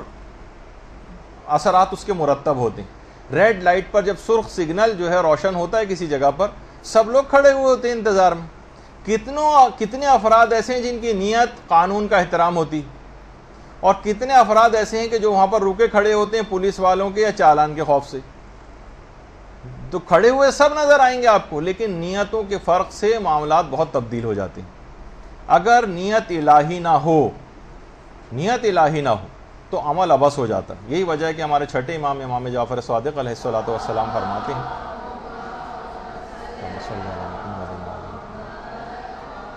کہ خالص عمل تو وہ ہوتا ہے جس کے بارے میں عمل کرنے والا یہ ارادہ رکھے کہ اس کی تعریف و ستائش خداوند عالم کے علاوہ کوئی اور نہ کرے. یعنی خود بخود ہو جائے وہ الگ ہے، لیکن اس کے دل میں یہ والی خواہش نہیں پائی جاتی کہ اس کے لیے وہ کوئی اقدام کرے، ایسے اقدامات کرے کہ جس سے لوگ اس کی جو ہے وہ تعریف کریں اور اس کی نیت یہ ہو کہ لوگ میری تعریف کریں. نہیں، خالص عمل وہ جس میں صرف پروردگار کی ستائش کی فکر ہوتی. علماء یہ بات بھی بیان فرماتے ہیں اور بڑا اچھا نکتہ ہے کہ ساری چیزیں جو ہیں وہ نیت پر منحصر ہیں.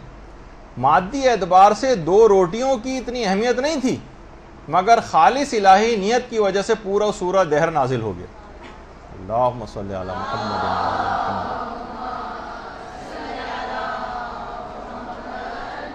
کتنے افراد روٹیاں دیتے ہیں اور بڑے بڑے دیگے تقسیم کرواتے ہیں،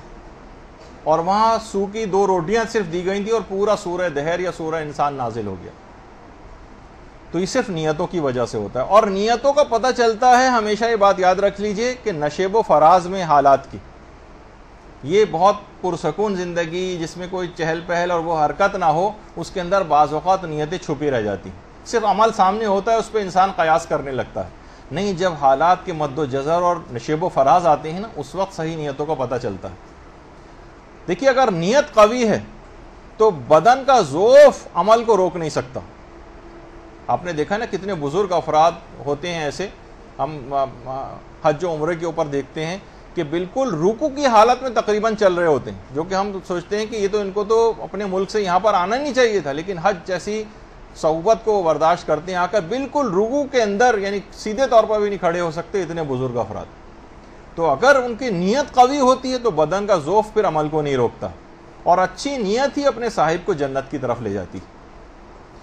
اور اچھی نیت کا ایک فائدہ یہ ہوتا ہے جو ہمارے چھٹے امام نے بھی جملہ ارشاد فرمایا ہے کہ اللہم صلی علی محمد و علی محمد،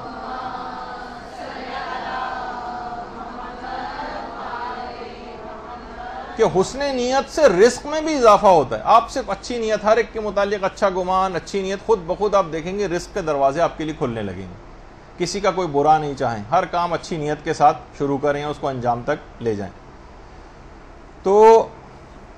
نیتوں کی دیکھیے علماء فرماتے ہیں کہ نیتوں کی 3 اقسام. پہلی نیت کہلاتی ہے نیت فاسد، جس کو قبیح نیت کہا جاتا ہے. نیت فاسد، بری نیت، خراب نیت. مثلا ریاکاری کی نیت ہو، مثلا نفاق کی نیت ہو، مثلا تکبر کی نیت ہو، مثلا خواہش نفس میں وہ کام کر رہا ہے، یہ والی نیت ہے. حب جاہ اور شہرت کے لیے نیت ہے، میں اس کام کے ذریعے لوگوں میں مشہور ہو جاؤں. یہ فاسد نیتیں، فاسد نیتیں، قبیح نیتیں، یہ پہلی قسم. دوسری قسم کہلاتی ہے جسے نیت حسن کہتے ہیں، خوب نیت، بہت اچھی. اس میں کیا ہے؟ خدا کے عذاب سے محفوظ رہنے کی نیت، یا مثلا جنت کے حصول کی نیت. یہ بھی کوئی بیکار نیت نہ سمجھیں اس کو، یہ والی نیتیں بھی بالکل ٹھیک ہیں کہ مجھے جنت حاصل ہو جائے، مجھے ثواب حاصل ہو جائے. اکثر لوگ ان کا مذاق اڑانے لگے ہیں آج کل،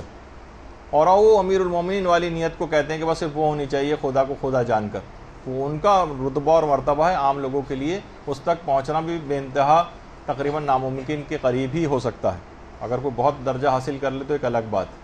لیکن یہ نیت بھی خوب نیت، کیونکہ پروردگار نے اس کی شوق دلایا ہے جنت کا، اور جہنم سے بچنے کی ترغیب جو ہے وہ دلائی گئی کہ اس سے بچو. تو یہ والی بھی اگر نیت ہے عذاب الہی سے بچنے کی نیت، تو یہ نیت بھی حسن اور خوب کہلاتی. اور تیسری نیت ہے جسے نیت احسن کہتے ہیں، یعنی خوب تر نیت. یعنی اس میں نہ تو کوئی دنیاوی نیت ہوتی ہے اور نہ اخروی نیت ہوتی، اور آپ فرماتے ہیں کہ صرف اور صرف خالص خوشنودی پروردگار کی نیت ہوتی، جو کہ امیر المومنین کا بھی جملہ تھا نا، وہ اسی کی تشریح تھا کہ میں نے صرف خدا کو خدا جان کر عبادت کی، نہ جنت کے لالچ میں کی ہے نہ دوزخ کے خوف سے. اچھا دیکھیے، نیت اگر صحیح ہو تو اس کے بہت فائدہ ہے کہ بعض اوقات عمل ایجاد بھی نہیں ہوتا کہ ثواب مرتب ہو جاتا ہے فقط نیت کرنے سے. ابھی عمل انجام ہی نہیں دیا ہے کہ ثواب مرتب ہو جاتا ہے. جیسے پیغمبر کی وہ حدیث بھی ہے نا کہ جو سچے دل سے شہادت کو طلب کرتا ہے تو اگرچہ وہ بستر پر انتقال کرے تب بھی قیامت میں خدا اسے شہیدوں کے ساتھ محشور کرے گا. یعنی انتقال کر رہا ہے بستر پر، لیکن شہداء کے ساتھ اٹھایا جائے گا اپنی نیت کی وجہ سے. نیت. اور یہی وجہ کہ پیغمبر جو ہے ابو ذر کو وصیت کرتے تھے باقاعدہ کہ نیک کاموں کا ارادہ کر لیا کرو، خواہ اس کو انجام نہ دے سکو، چاہے اس کو انجام نہ دے سکو لیکن نیک کاموں کا ارادہ ضرور کرو۔ ہمارے ہاں یہ بہت بڑی مصیبت ہو گئی ہے کہ لوگ نیک کام کا ارادہ بھی نہیں کرتے، جب ارادہ نہیں کرتے تو پھر وہ عمل بھی ظہور میں نہیں آتا ہے۔ تو بہرحال یہ بات ایک ایسی ہے، اور پیغمبر فرماتے تھے تاکہ اس کا یہ یوں ضروری ہے عمل کرنے کا ارادہ کرنا، نیک کام کا ارادہ کرنا، تاکہ تمہارا شمار غافلین میں نہ کیا جا سکے۔ وہ غافل ہے نا جو نہ نیک کام کا ارادہ بھی نہیں کر رہا، بس ایسی جانوروں کی طرح سے زندگی گزارتا جا رہا، تمہارا شمار تاکہ غافلین میں نہ کیا جا سکے، جو کہ محجت الویزہ کی روایت بھی۔ اچھا دیکھیے، جو اچھی نیت کے اچھے اثرات ہوتے ہیں، بری نیت کے برے اثرات ہوتے ہیں۔ بعض اوقات ہم نے عمل کیا بھی نہیں ہوتا لیکن اس برے عمل کے اثرات اور نتائج کے اندر ہم شامل ہو سکتے ہیں، جیسے کہ قرآن نے کہا تھا ناقہ صالح کو قتل کرنے والا فقط ایک شخص تھا، لیکن قرآن نے پوری قوم کے اوپر لعنت کی، کیونکہ انہوں نے وہ دل سے راضی تھے۔ ہاں ٹھیک ہے، اس نے اگر قتل کیا، قتل اس نے کیا، لیکن ان کا دل سے راضی ہو جانا بھی، جبھی وہ لوگ جو خاموش رہے تھے یا انہوں نے اقدام نہیں کیا تھا، تو وہ جبھی آپ مختلف زیارتوں میں ایسے افراد کے اوپر لعنت بھی کرتی ہیں۔ تو اور یہ بھی پیغمبر کا جملہ ہے کہ لوگ صرف نیتوں کی وجہ سے ہی، نیتوں کے اعتبار سے ہی قیامت میں محشور کیے جائیں گے، نیتوں کے اعتبار سے۔ اور نیت آپ کو کرنی ہے نماز میں بھی اور دیگر تمام کاموں میں بھی قربتاً الی اللہ کی نیت، قربتاً الی اللہ۔ جب بھی انسان یہ کہتا ہے کہ میں نے ایک کام قربتاً الی اللہ کیا ہے اور مجھے اس کی کسی اور سے جزا نہیں چاہیے، لیکن پھر بھی زبان سے یہ نیت کرنے کے باوجود بھی وہ دل سے ضرور یہ چاہ رہا ہوتا ہے کہ کچھ نہ کچھ تو مجھے چاہیے لوگوں سے، خواہ تعریف ہی صحیح، اور جب اچھے کاموں پہ اس کی کوئی تعریف نہیں ہوتی تو وہ رنجیدہ ہو جاتا ہے۔ کسی جگہ آپ شادی میں جائیں اور آپ کا شایان شان استقبال نہ کیا جائے، لوگ کتنا ناراض ہو کے وہاں سے واپس آتے ہیں، بھائی دیکھیے وہاں گئی، وہاں تو انہوں نے ہمیں پوچھا بھی نہیں، تو کیا ہے، تو ہم کبیدہ خاطر ہو جاتے ہیں، ہمارا شان استقبال نہیں ہوا ہے۔ یہ ساری نشانیاں عدم اخلاص کی ہیں۔ وہ جو سورہ دہر کی آیاتیں بھی ہیں نا، انما نطعمکم لوجہ اللہ لا نرید منکم جزاء ولا شکورا، کہ ہم تمہیں خدا کے لیے کھانا کھلاتے ہیں اور تم سے کسی جزا یا شکریہ کے طلبگار نہیں، یہ کہا تھا انہوں نے۔ تو یہ ہے اصل کام، یعنی اپنی شرعی ذمہ داری کے اوپر عمل کرنا اور دین خدا کی خدمت کا جذبہ آپ کے اندر ہونا، یہ آپ کو ثواب دلوائے گا، چاہے آپ کو شہرت ملے یا نہ ملے، پیسہ آپ کو ملے یا نہ ملے، آپ کا نام معاشرے کے اندر پیدا ہو یا نہ پیدا ہو۔ بعض دینی کام بھی دیکھیے اس طرح کے ہو جاتے ہیں کہ جس کے اندر جو کہ نام و نمود کی خاطر کیے جاتے ہیں، چاہے آپ کا اجتماعی طور پر نام و نمود نہ آپ کے اندر پیدا ہو، لیکن آپ اپنا وظیفہ شرعی ادا کر دیں۔ دیکھیے بہت سارے کام ایسے ہیں جن کی معاشرے کے اندر کوئی پذیرائی نہیں، مثلا جیسے ایک مثال دوں، جیسے غسل دینا مردوں کو، کتنا بڑا کہ ایک دفعہ غسل دینے سے ساری زندگی گناہ معاف ہو جاتے ہیں، اور پتہ نہیں کیا کچھ ثواب مرتب ہوتا ہے، کہ جو کہ ہمارے جو یہاں پر مدرسے میں موت کے سلسلے کے دروس ہوئے تھے اس کے اندر اس کی تفصیل آئی تھی، لیکن اس کی کوئی معاشرے کے اندر پذیرائی نہیں۔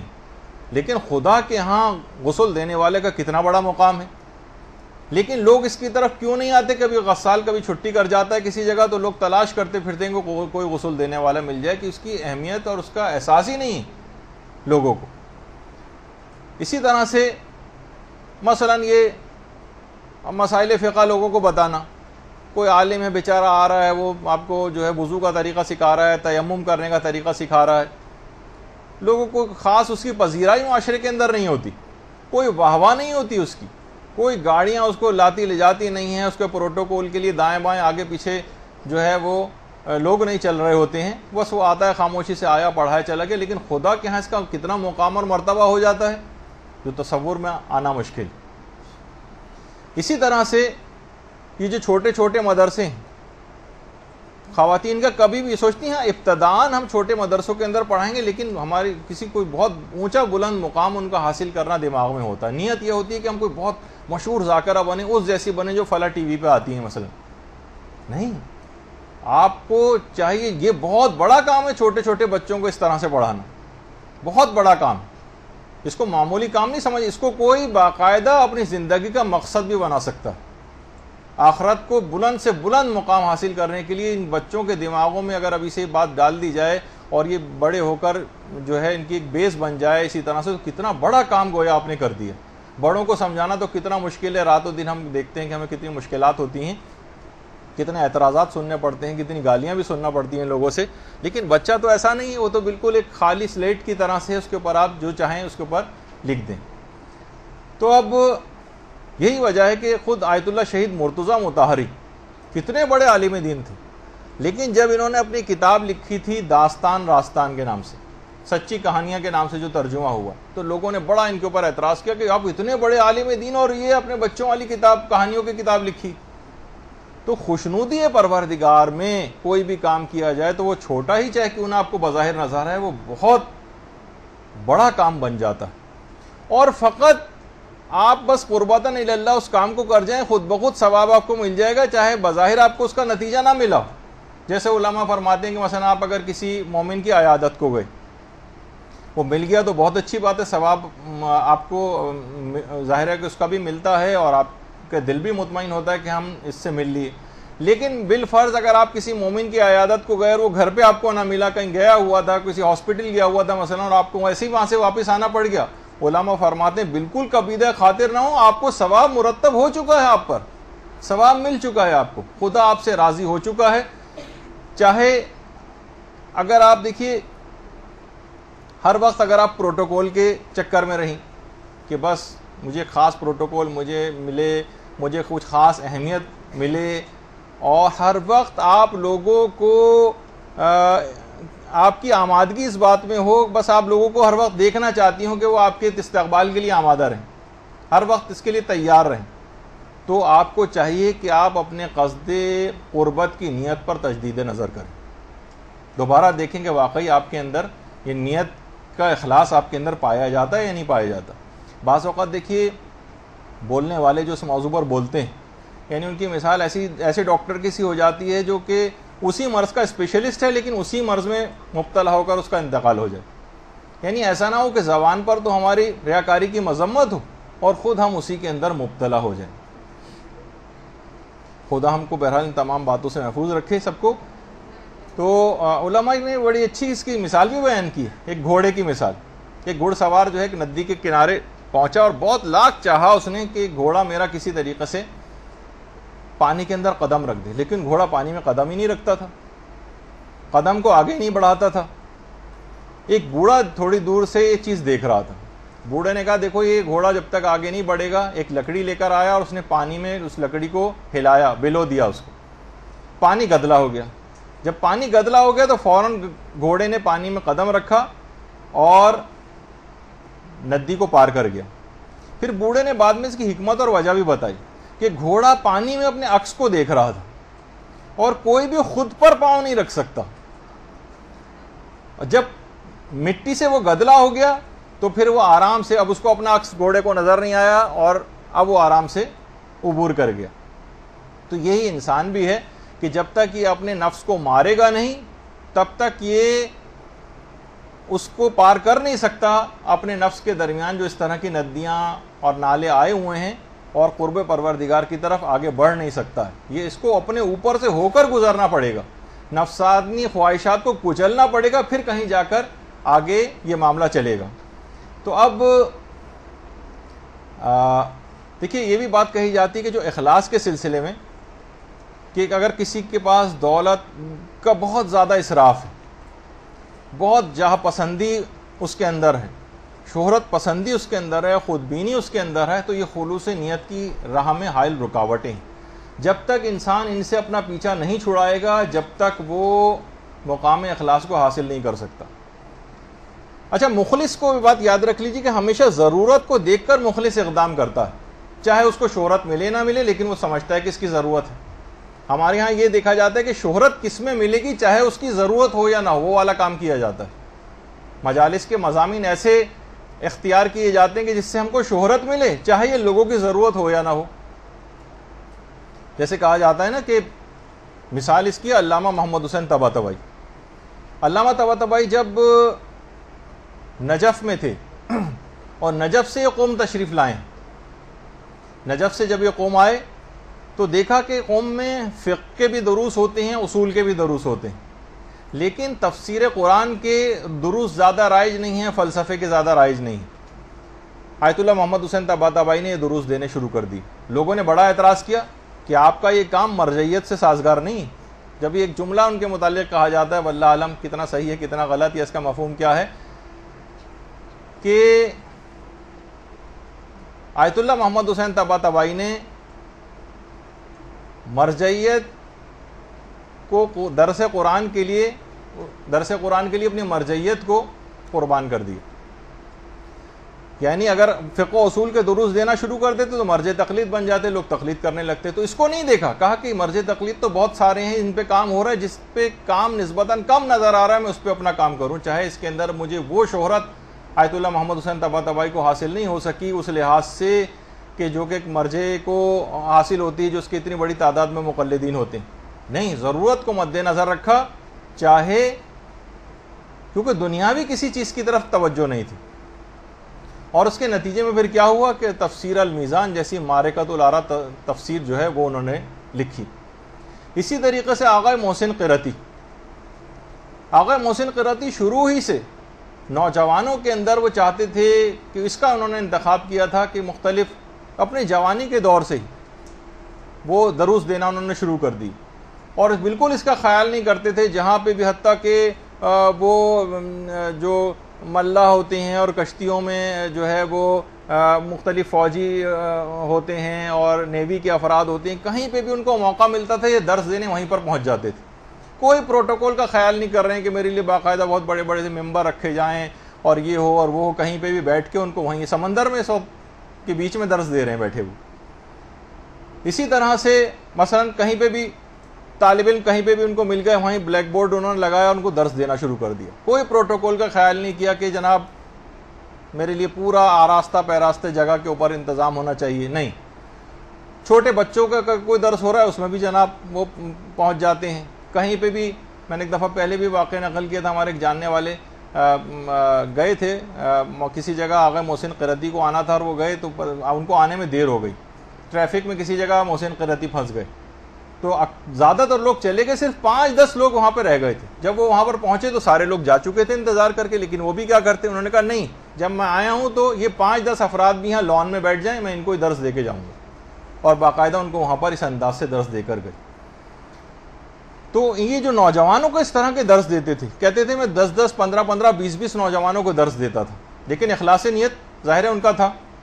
کہنے لگے کہ ایک دفعہ آیت اللہ مشکینی یہ خود میرے پاس آئے. آیت اللہ مشکینی کچھ ہی عرصے پہلے آیت اللہ مشکینی کا انتقال ہوا.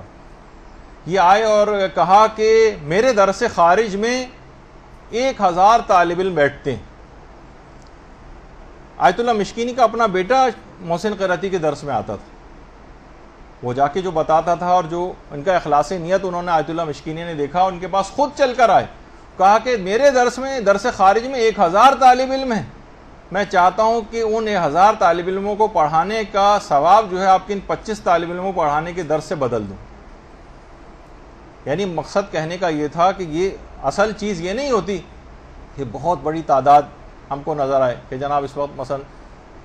اتنی تعداد میں خواتین یہاں پر بیٹھی ہوئی ہیں اور کسی جگہ صرف 15-20 اگر طالبات اگر جو ہے نظر آ رہی ہیں، لیکن وہاں پروڈکٹیو کام ہو سکتا ہے، بہتر کام ہو سکتا ہے، تو انسان فقط صرف تعداد کو دیکھتے ہوئے کسی جگہ نہ جائے.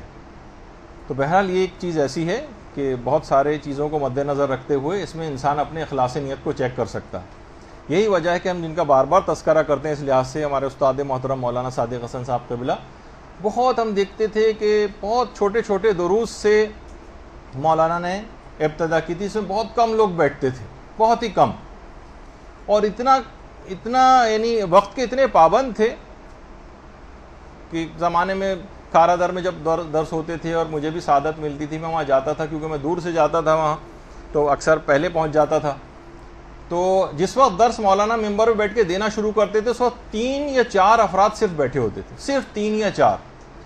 اور بعض اوقات تو صرف وہ جو مائک وائک ٹھیک کرنے والا ہی ہوتا تھا اور مولانا درس کا آغاز کر دیتے تھے. اور آہستہ آہستہ آہستہ پھر تعداد بڑھتی تھی اور یہاں تک کہ لوگ وہاں پہنچنا شروع ہوتے تھے. لیکن مولانا اس کی کوئی پرواہ نہیں کرتے تھے. یہ نہیں کہ جناب اتنی تعداد میں لوگ وہاں پر موجود ہوں تو پھر میں وہاں جاؤں گا ورنہ وہاں پر نہیں جاؤں گا.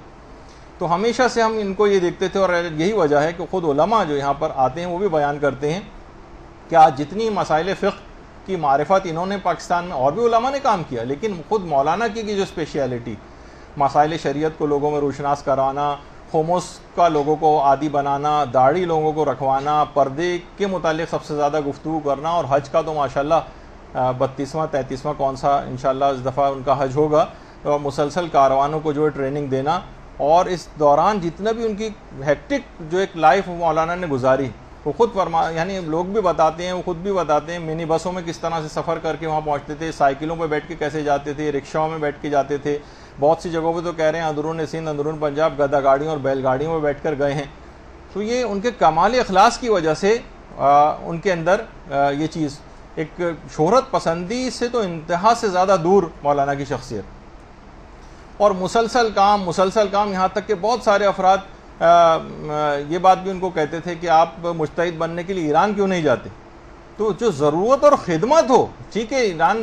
وہاں جانے میں اور مجتہد بننے میں بہرحال وہ بھی ایک اہم ترین کام ہے, لیکن جو ضرورت معاشرے کے اندر نظر آ رہی ہے اس وقت, معاشرے کو ضرورت کس چیز کی, جیسے اکثر یہاں پر جو ہمارے اعلیٰ تعلیمی وہ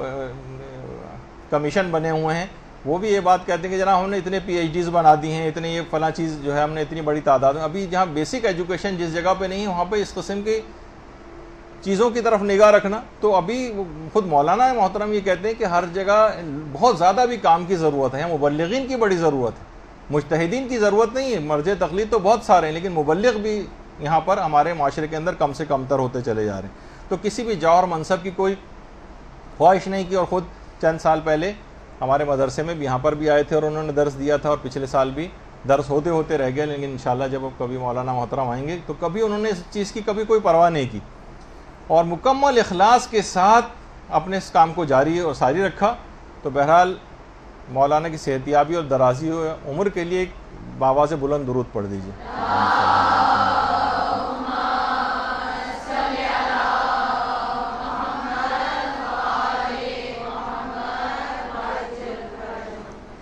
تو بس اب یہ دیکھ لیجئے کہ جب یہ ایک بات کہی جاتی ہے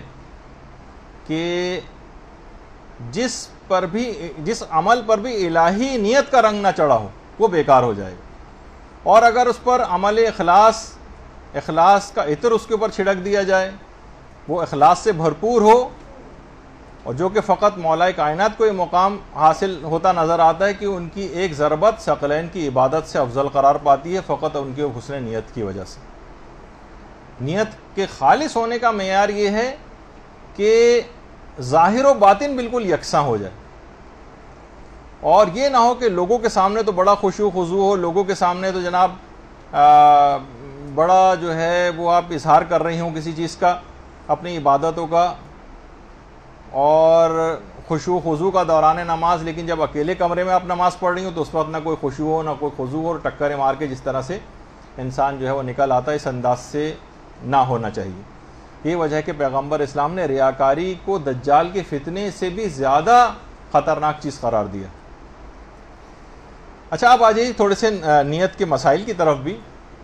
دیکھیے پہلی بات تو یہ ہے کہ اس پہ لوگ بہت پریشان ہوتے ہیں, کیا زبان سے یا دل سے بھی نماز کی نیت کرنا واجب ہے؟ دیکھیے پہلی بات تو یہ ہے کہ نہ زبان سے اور نہ دل سے نماز کی نیت کرنا واجب نہیں, مستحب بھی نہیں, فقط اجمالی طور پر قصد دل کافی. کوئی پوچھے آپ سے کہ آپ یہ کیا کر رہی ہیں, 2 سوالوں کے آپ جواب دے سکیں بس, آپ کی نیت یہ, آپ یہ کیا کر رہی ہیں اور آپ کیوں کر رہی ہیں. اگر کوئی پوچھے آپ یہ کیا کر رہی ہیں تو آپ حیران پریشان ہو جا رہی, یہ میں کیا کر رہی تھی, تو آپ کی اس کا مطلب نماز کی نیت نہیں تھی, باطل ہے نماز. لیکن یہ اگر کوئی آپ سے پوچھے آپ یہ کیا کر رہی ہیں, آپ کہیں بھائی میں نماز پڑھ رہی ہوں. کیوں پڑھ رہی ہیں نماز؟ کہا قربت نہیں اللہ پڑھ رہی ہوں, اللہ کا حکم ہے, بس یہی نیت. حتیٰ کہ سوال ہے کہ کیا نماز کی نیت کا کم سے کم دل سے گزارنا ضروری ہے, کہ ہم دل میں کم سے کم خیال گزار دیں اس کا کہ میں 2 رکعت نماز پڑھتی ہوں فجر کی واجب قربتاً الی اللہ؟ علماء فرماتے نہیں، نماز کی نیت کا دل سے گزارنا بھی ضروری نہیں، دل سے گزارنا بھی ضروری نہیں۔ کوئی اگر پوچھے تو آپ کے دل کے نہا خانے سے وہ نیت نکل کے باہر آ جائے، بس یہی نیت۔ پوچھنے پر آپ بتا سکیں لو، اگر پوچھنے پہ آپ گڑبڑا جائیں ارے یہ میں کیا کر رہی تھی، اس کا مطلب ہے نماز کی نیت نہیں تھی۔ دل سے گزارنا بھی ضروری نہیں۔ اچھا، بہت سارے لوگ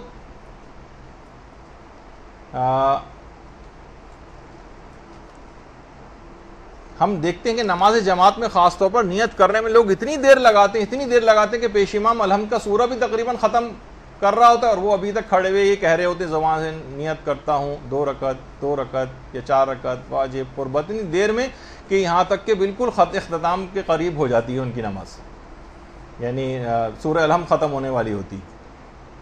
تو ایسا نہ کیا جائے۔ اور دیکھیے کیا اب یہاں آپ نے اتنا سنا کہ کیا الفاظ کی کبھی کوئی اہمیت نہیں ہوتی؟ یہ بات یاد رکھ لیں، بہت ساری چیزیں ایسی ہیں جس میں الفاظ کی اہمیت ہے۔ جیسے نکاح ہے، آپ یہ نہیں کہہ سکتی کہ جب میاں بیوی راضی تو کیا کرے گا قاضی، اور وہ دونوں اگر راضی ہیں تو ساتھ رہنا شروع کر دیں، نہیں، میاں بیوی کے راضی ہونے سے کچھ نہیں ہوتا جب تک قاضی صاحب جو ہیں وہ صیغے نہ پڑھ دیے جائیں، یعنی اس میں الفاظ کی اہمیت۔ کتنے ہی سال، 20 سال، اکثر لوگ سوال پوچھتے ہیں کہ 30 سال سے شوہر و بیوی آپس میں ساتھ نہیں رہتے دور، تو کیا یہ طلاق واقع ہو گئی؟ نہیں طلاق واقع، جب تک طلاق کے الفاظ اور صیغے نہیں پڑھے جائیں گے طلاق واقع نہیں ہوگی۔ نظر، قسم اور عہد، جب تک اس کا ایک صیغہ شرعی نہیں پڑھا جائے گا اس میں الفاظ کی اہمیت، فقط نیت کافی نہیں۔ تو بہت سی جگہوں پہ الفاظ کی اہمیت ہے، لیکن نماز کی نیت نہ صرف یہ کہ زبان سے کرنا نہ واجب ہے نہ مستحب ہے، ہاں البتہ بلکہ ایک چیز اور بھی ہو سکتی کہ اگر ایک نماز ایسی جس کی نیت آپ نے زبان سے کر لی تو نماز باطل ہو جاتی۔ وہ کون سی ہے؟ نماز احتیاط، جس کا آج وقت نہیں ہے بتانے کا، یعنی جس وقت آپ کو شکیات رکعت ہوتے ہیں اور نماز احتیاط پڑھنا ہوتی ہے تو اس کی نیت اگر آپ نے زبان سے کر لی تو آپ کی اصل نماز باطل ہو جائے گی، جس کے ساتھ یہ نماز احتیاط جا کر ملتی ہے، لیکن اس کو چھوڑیے بھی، اس کا وقت نہیں۔ البتہ کچھ جگہ ایسی ہیں جہاں نیت کو زبان پہ لانا مستحب بھی ہوتا ہے، جیسے حج و عمرے کے احرام کی نیت کرنا، زبان پہ لانا مستحب ہے، بہتر ہے کہ زبان سے اس کی نیت کی جائے۔ یا بہت سارے افراد اپنے مرحومین کا نام جو لیتے ہیں، تو خاص طور پر ہمارے استاد محترم میں بات بیان کرتے تھے کہ ٹھیک ہے آپ تمام مومنوں مومنات بھی کہہ سکتی ہیں سورہ فاتحہ میں، لیکن اپنے والد اور والدہ مرحومہ کا نام لینا یہ بہتر، اور یہ اسلام اس کو کہتا ہے کہ اس میں ان کا نام لیا جائے، چاہے تک یہ بھی ہو کہ تاکہ اس طرح سے ان کے نام بھی یاد رہیں۔ تو بہرحال یہ اپنے والدین کے سلسلے میں خصوصیت کے ساتھ ہے کہ زبان پر ان کا نام لیا جائے، اور اس کو بہتر سمجھا گیا ہے۔ تو اچھا، نہ اس میں آپ کو یہ کہنے کی ضرورت ہوتی کہ میں ادا یا قضا، یعنی زبان سے کہنے کی اس میں کوئی ضرورت نہیں ہوتی، بس قصد قربت بھی وہ کافی ہوتی۔ جیسے نمازوں کی نیت، ایک نماز سے ایسی جس کی نیتوں میں عوام اتنی زیادہ کنفیوز ہیں، اور اتنے علماء سے ہم نے سوال پوچھتے دیکھے ہیں جو کبھی لوگوں کا یہ مسئلہ حل ہوتا ہی نہیں، وہ ہے نماز جمعہ کی نیت کیا ہوگی، جس کا آج بھی موقع نہیں ہے۔ اچھا، بہت سے لوگ البتہ ہاں ایک نماز ایک ایسا ہے کہ جب ادا اور قضا دونوں نیت نہیں کی جاتی، جس کو شروق الشمس کہا جاتا ہے، یعنی جس وقت آپ نے دیکھتی ہیں کہ اکثر آپ ایسے موقع پر فجر میں بیدار ہوتی ہیں کہ آپ کو لگتا ہے کہ بس یہ کسی بھی وقت سورج نکل آئے گا، اور آپ کو پتہ نہیں ہوتا کہ میری نماز ادا میں آ رہی ہے قضا میں آ رہی ہے، اس وقت بغیر ادا اور قضا کی نیت کے نماز کو پڑھا جاتا ہے۔ تو صرف وہ ایک ایسے، ورنہ عام طور پر قربتاً الی اللہ کی نیت وہ کر لی جائے۔ اور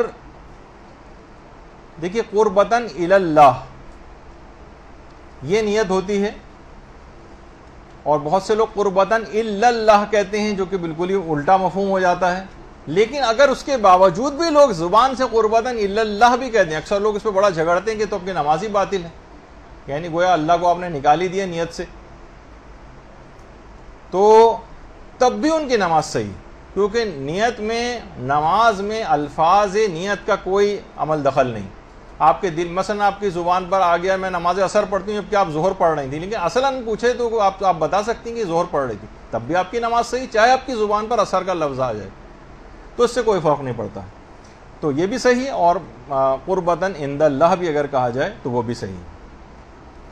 اچھا، اب یہاں پر ایک بات اور ہے کہ قربتاً الی اللہ کے معنی لوگ یہ سمجھتے ہیں اللہ سے قریب ہونے کی نیت۔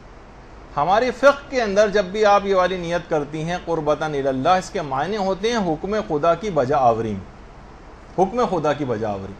اس کے معنی اللہ سے قریب ہونا جو ایک عام الفاظ کے معنوں کے اعتبار سے معنی نہیں ہے، بلکہ ہے حکم خدا کی بجا آوری۔ اچھا، اب کیونکہ اتنا وقت بھی نہیں ہے ہمارے پاس اور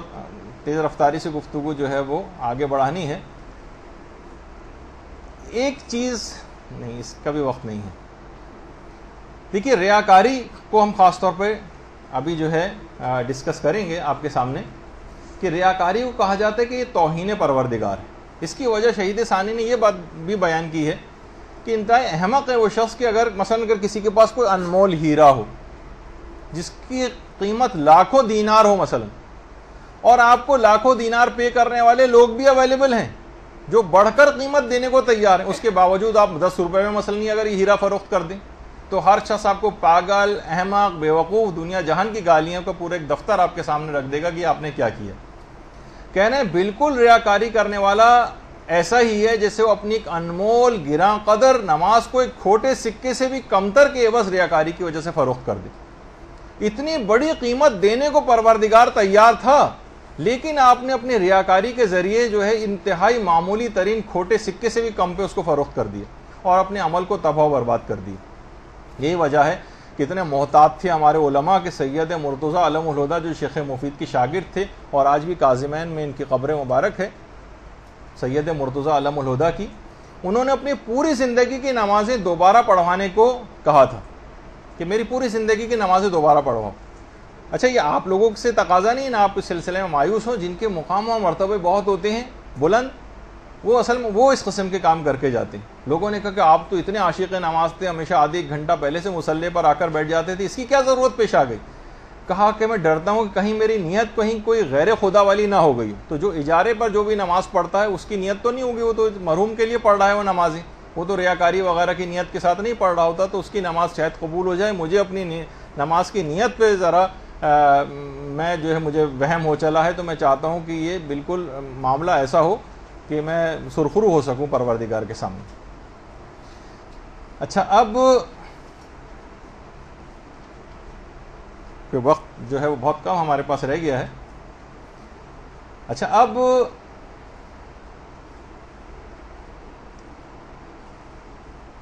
دیکھیے، لوگوں کی اہمیت آپ کی نگاہ میں نہیں ہونی چاہیے، بار بار ہم اس چیز کو ذکر کر رہے ہیں، اور یہاں تک روایت میں کہا گیا کہ اتنی کم اہمیت ہو، خاص طور پر جس وقت آپ نماز پڑھنی ہو، لوگوں کی اہمیت اتنی کم ہو کہ جیسے کسی جانور کی مینگنیاں ہوا کرتی، یہ باقاعدہ روایتوں کا لفظ جملہ ہے، جیسے کسی جانور کی مینگنی، یعنی اتنی کم اہمیت، آپ کہاں کسی اس کو نفرت سے، آپ کراہیت سے منہ کو پھیر لیتی ہیں اس کو دیکھ کر، تو چاہ جائے گا کہ اس کو اہمیت دینا۔ یہی وجہ ہے کہ جو شیخ عباس قمی تھے جن کی مفاتیح الجنان، لوگوں نے ایک دفعہ ان سے فرمائش کی کہ آپ مسجد گوہر شاد میں نماز پڑھائیں۔ مسجد گوہر شاد مشہد میں ہے، اس وقت تک شیخ عباس قمی قم منتقل نہیں ہوئے تھے اور مشہد میں تھے، یہ اس زمانے کی مسجد گوہر شاد حرم امام رضا سے متصل۔ تو اور اب تو ماشاءاللہ بہت پرشکو ہو چکی ہے مسجد گوہر شاد، جو بھی مشہد گئے انہوں نے دیکھا ہے۔ آہستہ آہستہ شیخ عباس قمی کی جماعت میں پہلے تو کم لوگ تھے، اس کے بعد زیادہ تعداد ہونے لگی، یہاں تک کہ تعداد ہزاروں تک پہنچ گئی، ہزاروں تک۔ اور یہ مسجد گوہر شاد دیکھیے وہی والی مسجد ہے جہاں باقاعدہ شاہ کے خلاف کوئی تحریک چلی تھی، اس کے بعد آج بھی اس کا دن منایا جاتا ہے، مسجد گوہر شاد پر حملہ کر کے، اور وہاں پر موجود نمازیوں کو شہید کیا گیا تھا بہت بڑی تعداد میں۔ اسی مسجد گوہر شاد میں شیخ عباس قمی جو ہے وہ نماز پڑھاتے تھے۔ دیکھا کہ تعداد ہزاروں تک پہنچ گئی۔ ایک دن انہوں نے کہا کہ آج کے بعد میں نماز نہیں پڑھاؤں گا، کہ آج جب میں نماز جماعت پڑھا رہا تھا نماز ظہر کی، تو مجھے اپنے پیچھے بہت دور دور تک نمازیوں کا ایک ہمہمہ ایک سنائی دے رہا تھا کہ میری میری امامت میں نمازیوں کی تعداد کتنی زیادہ ہو چکی، اور ایک بڑھائی کا ایک خیال میرے دماغ میں آنے لگا، بس میں اس کو اب آئندہ سے میں نماز جماعت نہیں پڑھا سکتا۔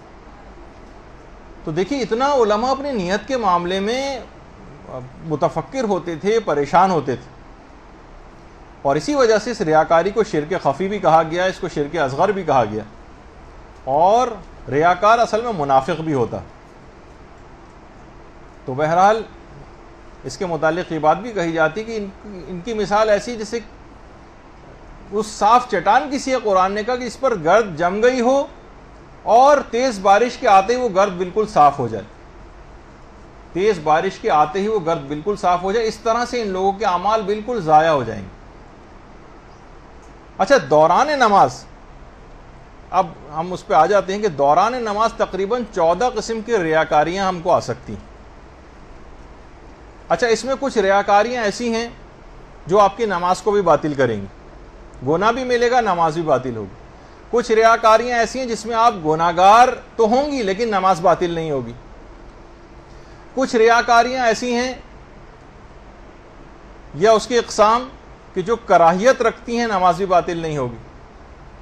کچھ ریاکاریاں ایسی ہیں جو نماز میں کرنی واجب ہو سکتی ہیں، اور کچھ ریاکاریاں ایسی ہیں جو کرنا بہتر یا مستحب ہو سکتا ہے۔ اب آ جائیے، اگرچہ ان کو پھر ریاکاری تو نہیں کہا جائے گا، 14 تقریباً مقامات ایسے ہیں۔ سب سے پہلا مقام ہے جس میں آپ کی نماز بھی باطل ہوگی اور گناہگار بھی آپ ہو جائیں گے، جب پوری نماز کا داعی ریا ہو۔ داعی کہتے ہیں موٹیویٹر، جو کوئی بھی آپ کے اندر جو تحریک پیدا کرتا ہے نماز، یعنی پوری آپ کو نماز پڑھنا ہی نہیں تھی، آپ فلاں شخص کیونکہ آپ کے گھر میں آ گیا، اب اس کو آپ دکھانے کے لیے نماز پڑھ رہے ہیں، پوری کی پوری نماز ریاکاری پر مشتمل، دکھاوا ہو۔ آپ کو نماز پڑھنا نہیں ہے لیکن لوگوں کے سامنے آپ فوٹو کھنچوانے کے لیے کسی بھی جگہ، عام طور پر جو اعلیٰ عہدیداران ہوتے ہیں وہ مسجد یا کسی جگہ جو ہے وہ مقبرے پر پہنچ جاتے ہیں تصویریں کھنچوانے کے لیے، یعنی ان کے ویسے کوئی نماز کا خیال نہیں، لیکن ذرا فوٹو کھنچ جائے، لوگوں کو پتہ چل جائے کہ بھئی ہاں ہم بھی کچھ مذہبیات رکھتے ہیں۔ یا کوئی مثلا مجبوری ایسی میں پھنس گئے کسی جگہ، ہمارا نماز پڑھنے کا ارادہ نہیں تھا، جب سبھی لوگ آ گئے ہم بھی حلے میں ہمیں بھی پڑھنی پڑ گئی، یا بڑی بے عزتی ہو جائے گی اگر ہم نے اس وقت نماز نہیں پڑھی۔ یعنی نماز کا داعی اور محرک جو ہے وہ پوری کی پوری ریاکاری پر۔ اچھا، یہ بات ایک آپ کی خدمت میں اور عرض کر دی جائے کہ ریاکاری اگر واقعتاً آپ کی نماز میں آ جائے، وسوسہ نہیں، ریاکاری، وہ خود انسان اپنی نیت کو بہتر سمجھ سکتا ہے، ابھی آگے چل کے تفصیل سے واضح ہو جائے گا۔ 1 سیکنڈ کو بھی اگر ریاکاری دوران نماز آ جائے، آپ کی نماز باطل ہے، 1 سیکنڈ کے لیے۔ تو پہلی چیز ہوئی، پوری کی پوری نماز ریاکاری پر مشتمل۔ دوسری کنڈیشن ہو سکتی ہے جب ریاکاری قصد قربت کے ساتھ ہو، یعنی ہمیں نماز تو پڑھنا ہی ہے، نماز ہم نہیں چھوڑیں گے، ہم پکے نمازی ہیں، لیکن ہم نے سوچا کہ چلو یہ فلاں صاحب یا صاحبہ آ گئے، ان کو دکھانے کے لیے بھی پڑھ دی جائے، وہ اگر نہیں بھی آتا تب بھی ہم نماز پڑھتے، لیکن ان کو دکھانے کی بھی نیت آ گئی، یعنی ریاکاری قصد قربت کے ساتھ مل گئی آ کر پوری کی پوری نماز۔ دیکھیے پہلے والی قسم میں تو ہم کو نماز پڑھنا نہیں تھی، ہم نے کسی خاص مقصد وجہ سے ہم نے وہ نماز پڑھی، اللہ کے حکم کے لیے نہیں پڑھی ہے، بلکہ کسی کو دکھانے کے لیے مجبوراً پھنس گئے یا کوئی اور وجہ تھی، پڑھنی پڑ گئی، اس میں نماز باطل ہے۔ یہ والی جو ریاکاری ہے جو کہ قصد قربت کے ساتھ مل جاتی ہے آ کر، یعنی حکم خدا کی بجاوری کی نیت، ہمیں نماز پڑھنا ہی ہے لیکن اس کے ساتھ ہم نے سوچا کہ چلو یہ بھی کام بھی کر دیا جائے۔ جیسے اس کی بہت اچھی مثال عام طور پہ ہوتی ہے کہ ہمیں بقرعید میں قربانی کرنا ہی ہے، لیکن کیوں نہ ہم اپنے بیل کی تصویریں وغیرہ کھنچوا کے سب کو جو ہے وہ اخبارات کے اندر ڈسپلے کریں۔ دیکھیے یہ کیا ہے، ریاکاری قصد قربت کے ساتھ۔ ٹھیک ہے، ہم حکم خدا کی بجاوری میں کر رہے تھے، لیکن ہم نے سوچا جب اتنا مہنگا لاکھوں روپے کا بیل لے ہی لیا ہے تو کیوں نہ اخبار نویسوں کو بھی بلا لیا جائے اور یہ کام بھی اس کے ساتھ ہو جائے۔ تو اگر کوئی ایسی، اول تو یہ خیر یہ نہیں ہوگا کہ یہ بیل جو ہے اس لحاظ سے حرام ہو جائے گا اس کا کھانا، یہ البتہ ثواب نہیں ملے گا اس قربانی کا، لیکن نماز میں اگر ایسا ہو گیا تو نماز بھی باطل ہے، توبہ بھی کرنی ہے اور اس نماز کو دوبارہ پڑھنا ہے۔ یہ 2 اقسام بنی۔ تیسری چیز ہے ریاکاری نماز کے واجب جز میں آ جائے، پوری نماز ریاکاری پر مشتمل نہیں تھی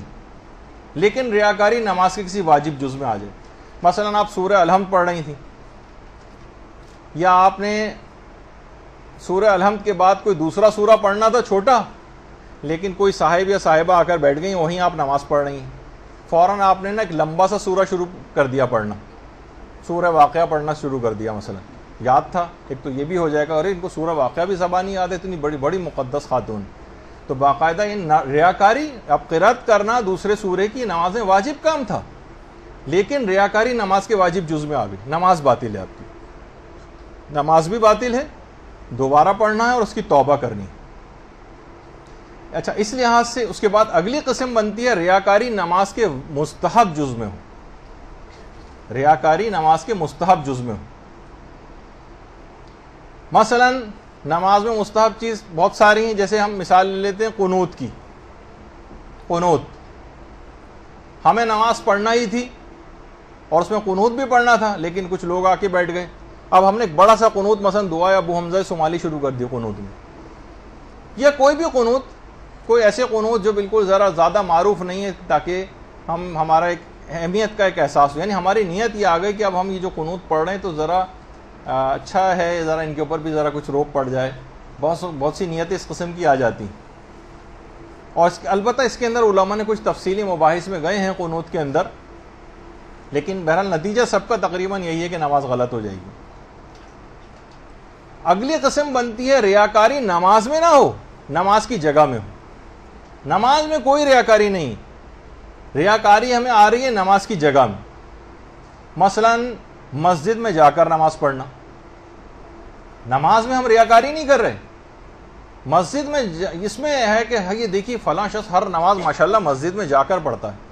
فلاں شخص ہر نماز جو ہے نماز جماعت سے جا کر پڑھتا ہے، یا فلاں شخص جو ہے صف اول کا نمازی، اب ہم صف اول کے اندر جا کر نماز پڑھ رہے ہیں، لیکن نیت میں کہیں نہ کہیں 1% بھی اگر یہ بات شامل ہو گئی کہ جس میں ریاکاری نماز کی جگہ میں آ جائے، اس میں بھی علماء کہتے ہیں کہ اس کی نماز غلط ہو جائے گی، ریاکاری اگر نماز کی جگہ میں ہو۔ اس کے بعد ہے ریاکاری نماز میں نہ ہو، ریاکاری نماز کے وقت میں آ جائے، وقت میں بھئی فلاں شخص ہر نماز اپنی ماشاءاللہ اول وقت میں پڑھتا ہے، بہت ساری خواتین کو آپ نے دیکھا ہے کہ جو ویسے آپ نماز فجر میں اول وقت میں نہیں پڑھتی، اپنے گھر میں ہوتی ہیں اول وقت میں نہیں پڑھتی، لیکن اگر مجلس عزا میں تھوڑی سی دیر ہو جائے اور نماز مغرب کا اول وقت آ جائے، فوراً بیچ نماز میں اٹھ کے کھڑی ہو جاتی ہیں، حالانکہ ان کو نہیں پتا جہالت کی وجہ سے کہ وقت فضیلت کتنا دور تک چلتا ہے۔ وقت فضیلت میں بھی جتنا اول پڑھی جائے گی ثواب البتہ زیادہ ہے، لیکن بہرحال اس موقع پر جبکہ مصائب کا اختتام ہو رہا اور آپ ایک دم سے بیچ میں کھڑے ہو جائیں، اور صرف اس وجہ سے تاکہ لوگ دیکھیں بھائی دیکھیں نماز کی کتنی پابند۔ تو ریاکاری جو ہے وہ نماز کے وقت میں آ جائے کہ یہ ہر نماز اپنی اول وقت میں پڑھتا ہے یا پڑھتی ہے، یہ بھی غلط ہو جائے گا، گناہ بھی ہے اور نماز بھی اس کی باطل ہو جائے گی۔ اس کے بعد ہے ریاکاری نماز کی کیفیت میں آ جائے، بہت خشوع و خضوع کے ساتھ کندھوں کو جھکا کر یا رکوع کر رہے ہیں تو بہت دیر، سجدہ کر رہے ہیں بہت دیر، تاکہ لوگوں پر آپ کا ایک اثر قائم ہو جائے کہ بھئی ماشاءاللہ بہت خشوع و خضوع کے ساتھ نماز پڑھتی ہیں۔ خشوع و خضوع کا نماز کی کیفیات میں ریاکاری کا اظہار کرنا، اس سے بھی نماز غلط ہو جائے گی۔ یا مثلا سجدہ گاہ کو رگڑ رگڑ کے اس کو صاف کریں لوگوں کو دکھانے کے لیے، نہیں یہ تو خیر ابھی اس کے الگ اس میں آئے گا، یہ مقدمات نماز میں۔ خیر تو نماز کی کیفیت میں ہو جائے، جیسے رکوع میں، سجدہ میں، کسی بھی اس طرح سے کہ نماز کی کیفیت میں ریاکاری۔ اس کے بعد ایک چیز اور آتی ہے جس سے نماز باطل تو نہیں ہوتی لیکن گناہگار انسان ہو جاتا ہے، ریاکاری نماز کے مقدمات میں۔ مثلا نماز سے پہلے ہمیں کپڑے پاک کرنا تھے، مثلا کوئی شخص اپنے کپڑوں کو پاک کرنے کی علماء نے مثال لکھی ہے، بڑے اچھے استری آپ نے کیے ہیں، اپنے پاؤں کو مثلا پاک کر رہے ہیں، سجدہ کو جیسے بھی مثال میں دے رہا تھا رگڑ رگڑ کے صاف کر رہے ہیں، تو وہ ریاکاری کے جذبے سے کر رہے ہیں، تو یہ حکم تکلیفی اس میں ہوگا، حکم وضعی نہیں ہوگا، یعنی اس میں گناہگار تو ہوں گے لیکن نماز باطل نہیں۔ اچھا اسی طریقے سے ریاکاری اگر نماز کے بعد ہو، ریاکاری نماز کے بعد ہو، ہم نے نماز پڑھی، نماز پڑھنے کے بعد مڑ کر دیکھا تو بہت سارے لوگ ہمارے پیچھے ہمیں دیکھ رہے تھے، اب فوراً ہمیں دماغ میں خیال آ رہے ہم نے تو بڑی خشوع و خضوع سے یہ نماز پڑھی، ان پہ بڑا روب پڑ گیا ہوگا میری نماز کا۔ کیا کہ وہ پوری نماز میں کوئی ریاکاری نہیں تھی، نماز کو ختم کرنے کے بعد ریاکاری آئی، یہ گناہ تو ہے لیکن یہ مبطل نماز نہیں ہے، کیونکہ ریاکاری نماز کو ختم کرنے کے بعد آئی ہے۔ تو ریاکاری نماز کے بعد ہوئی، گناہ تو ہے لیکن نماز باطل نہیں ہوتی۔ یا مثلا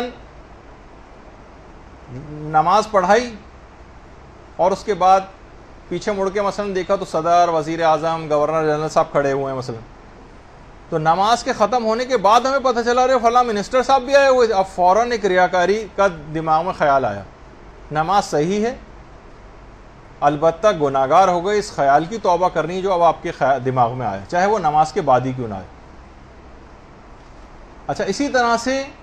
ایسی ریاکاری جو نماز کے دوران تو ہو مگر اس کا نماز سے کوئی تعلق نہ ہو۔ دیکھیے ایسی بھی ریاکاریاں ہوتی ہیں وہ دوران نماز لیکن نماز سے کوئی تعلق نہیں۔ اس کی مثالیں آقا خوئی اور آقا سیستانی نے ایک مثال دی ہے اور امام خمینی نے ایک الگ مثال دی ہے۔ آقا خوئی اور آقا سیستانی فرماتے ہیں مثلا دوران نماز صدقہ دینا، دوران نماز صدقہ دیا جا سکتا ہے۔ مثلا مسجد میں کنارے پہ کہیں کھڑے ہو کے نماز پڑھ رہے تھے، کوئی فقیر آیا، میں جیب سے پیسے نکال کے اس کو دے دیے۔ بہت سے لوگ تو امیر المومنین کے حالت رکوع میں جو زکوٰۃ دینے کا مسئلہ ہے کہ یہ صرف اور صرف دوران نماز مولا علی کا اخلاص تھا کہ اس نے پوری آیات اس سلسلے میں نازل کروا دی،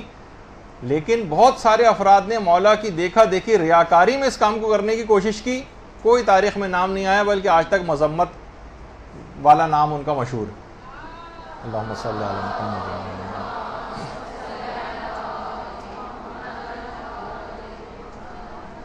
تو دوران نماز اگر کوئی صدقہ دے رہا ہے تو دیکھا جائے تو صدقے کا نماز سے کیا تعلق ہے،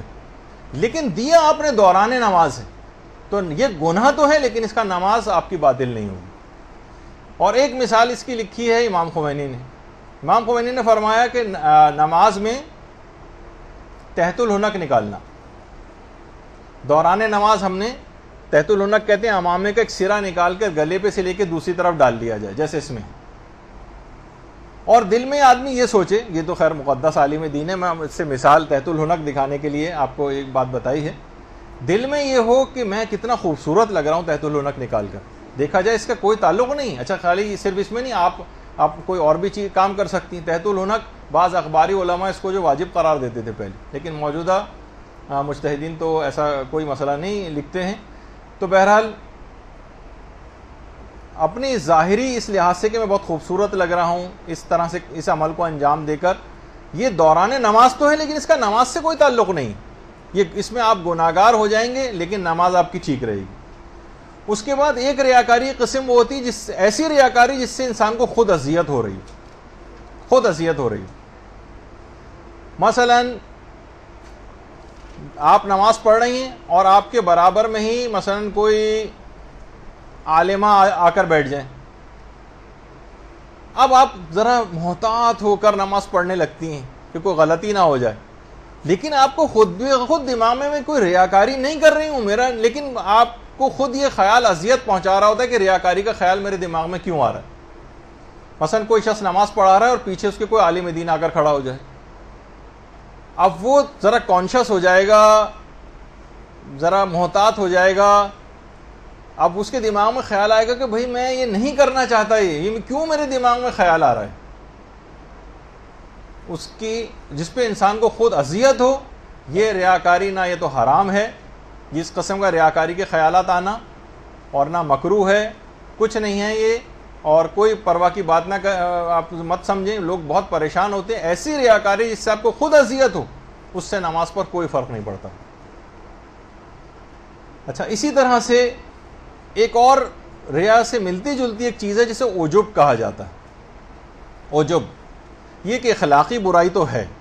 اخلاقی برائی 100%، لیکن حرام تک یہ بہرحال پھر بھی نہیں پہنچی۔ یہ ہے عجب، کہتے ہیں اپنی عبادت پر فخر محسوس کرنا، ہمیں خود بڑا فخر محسوس ہو رہا ہے اپنی عبادت کے اوپر، ہمیں دوسروں سے کوئی لینا دینا نہیں، دوسروں سے ہمیں کوئی لینا دینا نہیں۔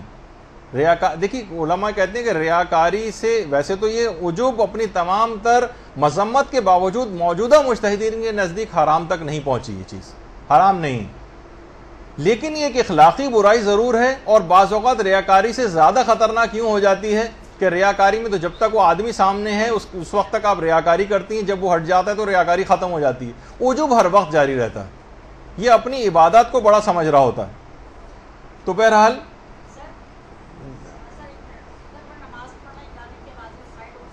نہیں، گانے سے کوئی فرق نہیں پڑتا، وہ تو کل اس میں ریاکاری کا کوئی مسئلہ ہی نہیں ہے، وہ تو ہاں نماز جاری رکھی۔ اچھا، عجب میں اپنے آپ کو بڑا سمجھتا ہے، وہ دوسروں سے اس کا کوئی تعلق نہیں ہوتا۔ اچھا، اسی طرح سے، اور یہ حرام بھی نہیں ہے اور اس سے عبادت بھی باطل نہیں ہوتی۔ پھر ایک اور چیز اس میں آتی ہے، ریاکاری اگر رفع تہمت اور دفع تہمت کے لیے ہو، اس سے بھی نماز پر فرق نہیں پڑتا، بلکہ اکثر مقامات پر واجب بھی ہو سکتی ہے۔ رفع تہمت یہ ہوتی ہے کہ ہم پر ایک تہمت لگ گئی ہے اور اسے ہٹا رہے ہیں۔ مثلا کسی پر تہمت لگ گئی کہ کنجوس بہت ہے، اب یہ لوگوں کے سامنے صدقہ و خیرات کرے اپنے اوپر سے تہمت ہٹانے کے لیے۔ آپ پر تہمت لگ گئی ہے کہ آپ نماز نہیں پڑھتی، اب آپ لوگوں کے سامنے جو ہے وہ نماز پڑھیں۔ اچھا، رفع تہمت کہتے ہیں تہمت لگ گئی اور اس کو ہٹا رہے ہیں، اور ایک ہوتی ہے دفع تہمت، تہمت لگی نہیں ہے لیکن امید ہے کہ لگ جائے گی اگر ہم نے لوگ اتنا زیادہ اگر اپنی عبادتوں کو چھپانے لگیں، کسی کے سامنے ہر وقت ریاکاری کے خوف سے ظاہر نہ کریں، تو نمازیں ظاہر ہی نہیں ہوں گی، نتیجہ یہ ہوگا کہ نمازیں جو ہیں بالکل مفقود معاشرے سے ہونے لگیں گی۔ جب یہ واجبات کو کہا جاتا ہے کہ دکھا کر کریں، مستحبات جو ہے وہ چھپا کر کریں تاکہ آپ کی قصد قربت بھی محفوظ رہے، اور واجبات میں یہ ہوتا ہے کہ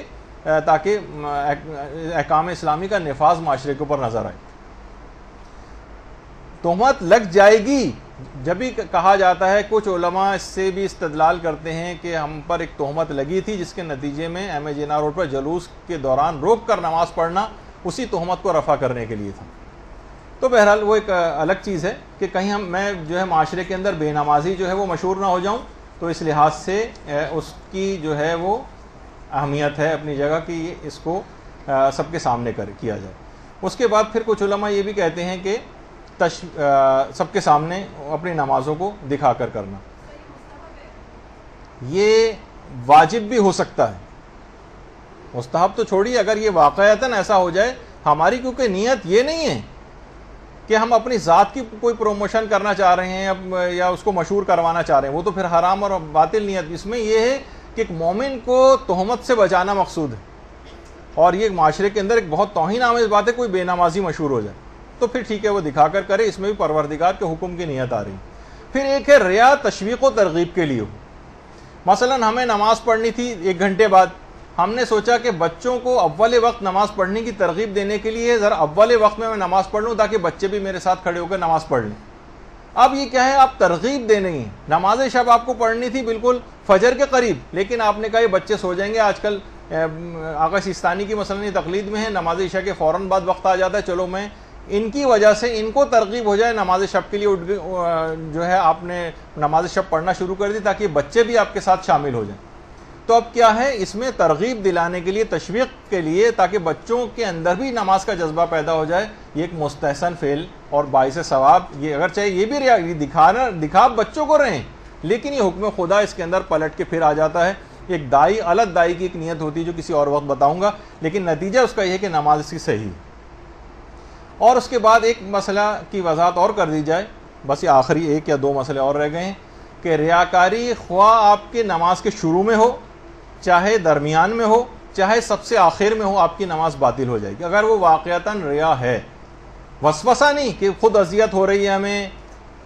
ہمیں خود خیال پسند نہیں آ رہا کہ کیوں ہمارے دماغ میں آ رہا ہو، تو آپ نے سن لیا کہ وہ ریاکاری نہیں یا اس کا کوئی اثر مرتب نہیں ہو رہا، اور 1 سیکنڈ کے لیے بھی آ جائے تو نماز باطل ہو جاتی۔ اچھا، ریاکاری میں ایک مسئلہ خطرناک اور بھی ہے کہ ریاکاری سے جو نماز کے باطل ہونے کا مسئلہ ہے، چاہے ہم ریاکاری پیدا ہوئی اگلے ہی سیکنڈ میں ہم نے توبہ کر لی، ریاکاری پیدا ہوئی اگلے ہی سیکنڈ میں توبہ کر لی اور اس کے بعد پھر نماز کنٹینیو کی، جی نہیں، آپ کی نماز باطل ہو چکی ہے، نماز کو دوبارہ شروع سے پڑھنا پڑے گا۔ یعنی توبہ سے بھی فرق نہیں پڑتا، نماز وضع حکم اس پر یہ رہے گا کہ آپ کو نماز دوبارہ پڑھنا پڑے گی۔ تو یہ اس میں ایک مسئلہ ہے۔ اچھا، اب یہاں پر ایک مسئلہ آپ کو اب پیدا ہو جائے گا، اگر یہ مسئلہ میں نے نہیں بتایا تو پوری نشست آپ کے لیے بیکار، اور سب نمازیں آپ دوبارہ پڑھنے لگیں گے اپنی۔ وہ یہ کہ شک پیدا ہو جائے کہ یہ جو خیال میرے دماغ میں ابھی پیدا ہوا تھا، یہ ریاکاری تھا یا نہیں تھا۔ یہ بہت بڑا مسئلہ ہے، اور یہ بڑا آقا خوئی بھی کہتے ہیں نے لکھا ہے کہ یہ مسئلہ بہت زیادہ وسواسی اشخاص کو پیش آتا ہے، لیکن آج کل کیونکہ سبھی وسواسی ہیں تو یہ زیادہ تر افراد کا یہ مسئلہ بن کے رہ گیا۔ اس میں علماء نے ایک ترکیب بتائی، ترکیب یہ ہے کہ اگر آپ کو کبھی کوئی خیال دوران نماز یہ پیدا ہو کہ کہیں یہ ریاکاری والا خیال تو نہیں آیا ابھی میرے دماغ میں جس سے نماز باطل ہوتی، اور شک میں مبتلا ہو جائیں کون سا خیال تھا یہ، مثلا آپ نماز پڑھ رہی تھی، کوئی خاتون آ کے بیٹھ گئیں، اب آپ نے جو ہے نا وہ آپ کو ہے کہ آپ نے ذرا اچھی قرات کر کے نماز شروع کر دی، زیادہ خشوع و خضوع سے شروع کر دی، اب فوراً دماغ میں خیال آ رہے کہیں یہ ریاکاری تو نہیں ہو گئی تھی، شک پیدا، اگر یقین ہو جائے تو نماز باطل، لیکن شک ہو گیا کہ پتہ نہیں ریاکاری تھی یا نہیں، علماء فرماتے ہیں کہ اس سے ایک درجہ پہلے جو کام آپ نے کیا تھا اس میں اپنی نیت کو چیک کریں۔ مثلا سجدے میں ایسا ہوا، یہ والا خیال آیا، اب آپ سوچیں کہ جب میں اس سے پہلے رکوع میں تھی اس وقت میری کیا نیت تھی، آپ نے کہا نہیں رکوع میں تو میری اخلاص نیت تھی، بالکل اس میں ایسا کوئی خیال نہیں تھا، بس اپنے اس پرانے خیال کو، رکوع والے خیال کو سجدے میں بھی کھینچ کر لائیں، سوچیں کہ اب بھی نہیں ہے اور آپ کی نماز صحیح ہے۔ اچھا اسی طرح سے مثلا رکوع میں تھی اور تو یہ خیال دماغ میں آیا، اب اس سے پہلے کیا تھا قیام میں جب آپ قرات کر رہی تھیں، اب اپنی قرات والے مسئلے کو چیک کریں، کہا کہ نہیں ہاں اس وقت تو یہ والا خیال نہیں تھا، اب آپ اسی خیال کو یہاں کھینچ کے لائیں، سوچیں گے اب بھی نہیں ہے۔ اچھا قرات میں کر رہی تھی اس وقت یہ خیال پیدا ہو گیا، اس سے پہلے آپ نے کیا کام کیا ہے، تکبیرۃ الاحرام پڑھی، تکبیرۃ الاحرام کے متعلق غور و فکر کریں۔ اچھا اگر تکبیرۃ الاحرام میں بھی آپ کو تھا کہ نہیں پتہ نہیں اس کے اندر بھی شاید یہ اسی طرح کا کوئی خیال تھا،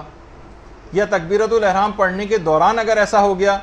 تکبیرۃ الاحرام سے پہلے اگر آپ نے اذان و اقامت کہی تو اس کی نیت کو چیک کریں، وہیں کھڑے کھڑے سیکنڈز کے اندر کام ہو جائے گا۔ لیکن اگر آپ نے تکبیرۃ الاحرام مثلا یا اس سے پہلے کے کوئی عمل، وہ عمل ہی آپ نے انجام نہ دیا ہو اور اب بھی آپ کے خیال میں دماغ میں خیال پیدا ہونے لگے اور اس سے پہلے کا کوئی عمل ایسا نہ ہو جس کی نیت کو آپ یہاں کھینچ کر لے کر آئیں، تو آپ کی نماز باطل ہو جائے گی۔ کوئی اس سے پہلے خلاص نیت والا عمل اس سے ایک درجہ پہلے ہونا چاہیے جس کو آپ یہاں پر کھینچ کر لا سکیں، جسے ہمارے ہاں قانون استصحاب کہا جاتا ہے اصول فقہ۔ وہ اس کو بیان کرنے کا بھی وقت نہیں ہے، لیکن بہرحال اس قانون کو کھینچ کر پچھلے عمل کو لے کر آئیں اور اس پر اپنی جو ہے وہ عمل کی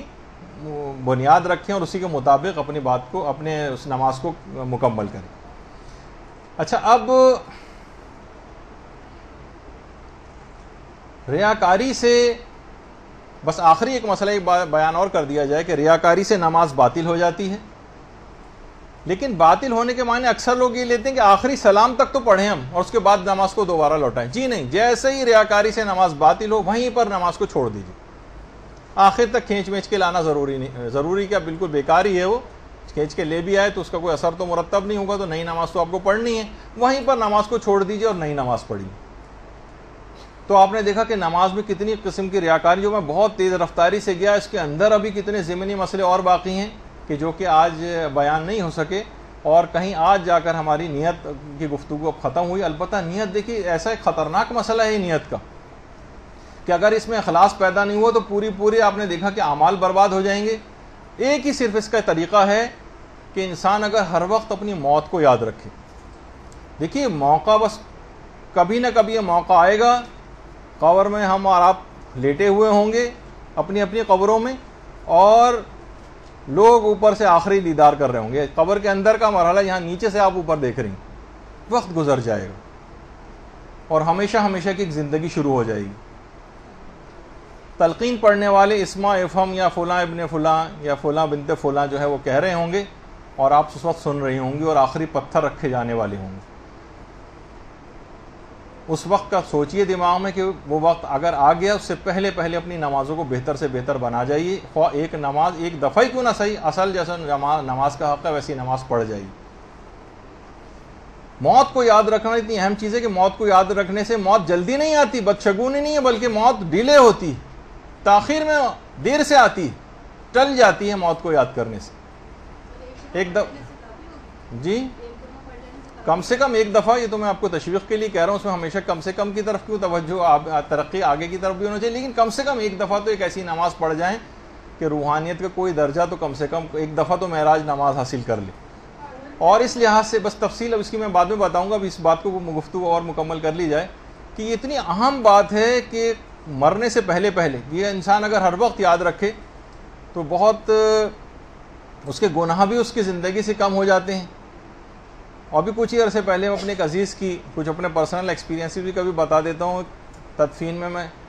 قبرستان گیا تو وہاں قبر پہ مجھے باقاعدہ اپنا نام لکھا ہوا نظر آیا, البتہ والد کا نام کیونکہ کسی اور مرحوم کی قبر تھی. تو بہت میں نے اس کی تصویر بھی کھینچی, بعد میں اس کو ایڈٹ کروا کے اپنے والد کا نام بھی اس کے اوپر لکھوایا اور اپنے کمپیوٹر کے ڈیسک ٹاپ پہ بھی لگایا. یہ الگ بات ہے, گھر والے رہنے نہیں دیتے, ہمیشہ اس کو ڈیلیٹ کر دیتے ہیں, لیکن بہرحال صرف ایک دماغ میں رکھنے کے لیے. اس میں کوئی بدشگونی کی بات نہیں, اس سے موت میں اور تاخیر ہوتی, لیکن اس سے بہت مدد ملتی ہے کہ انسان گناہوں سے بچا رہتا ہے, ہر وقت اپنی آخرت اور اپنی قبر کو یاد رکھے. تو آپ نے دیکھا کہ ابھی اذان و اقامات, اس کے بعد کے بھی کچھ دعائیں ہیں, اس کے بعد نیت ہم نے کی. اب انشاءاللہ اگلی گفتگو براہ راست تکبیرۃ الاحرام اللہ اکبر سے شروع ہو جائے گی. آج کی حد تک ہماری گفتگو یہاں پر اختتام پذیر ہوتی ہے. وصلی اللہ علی محمد و آلہ الطیبین الطاہرین.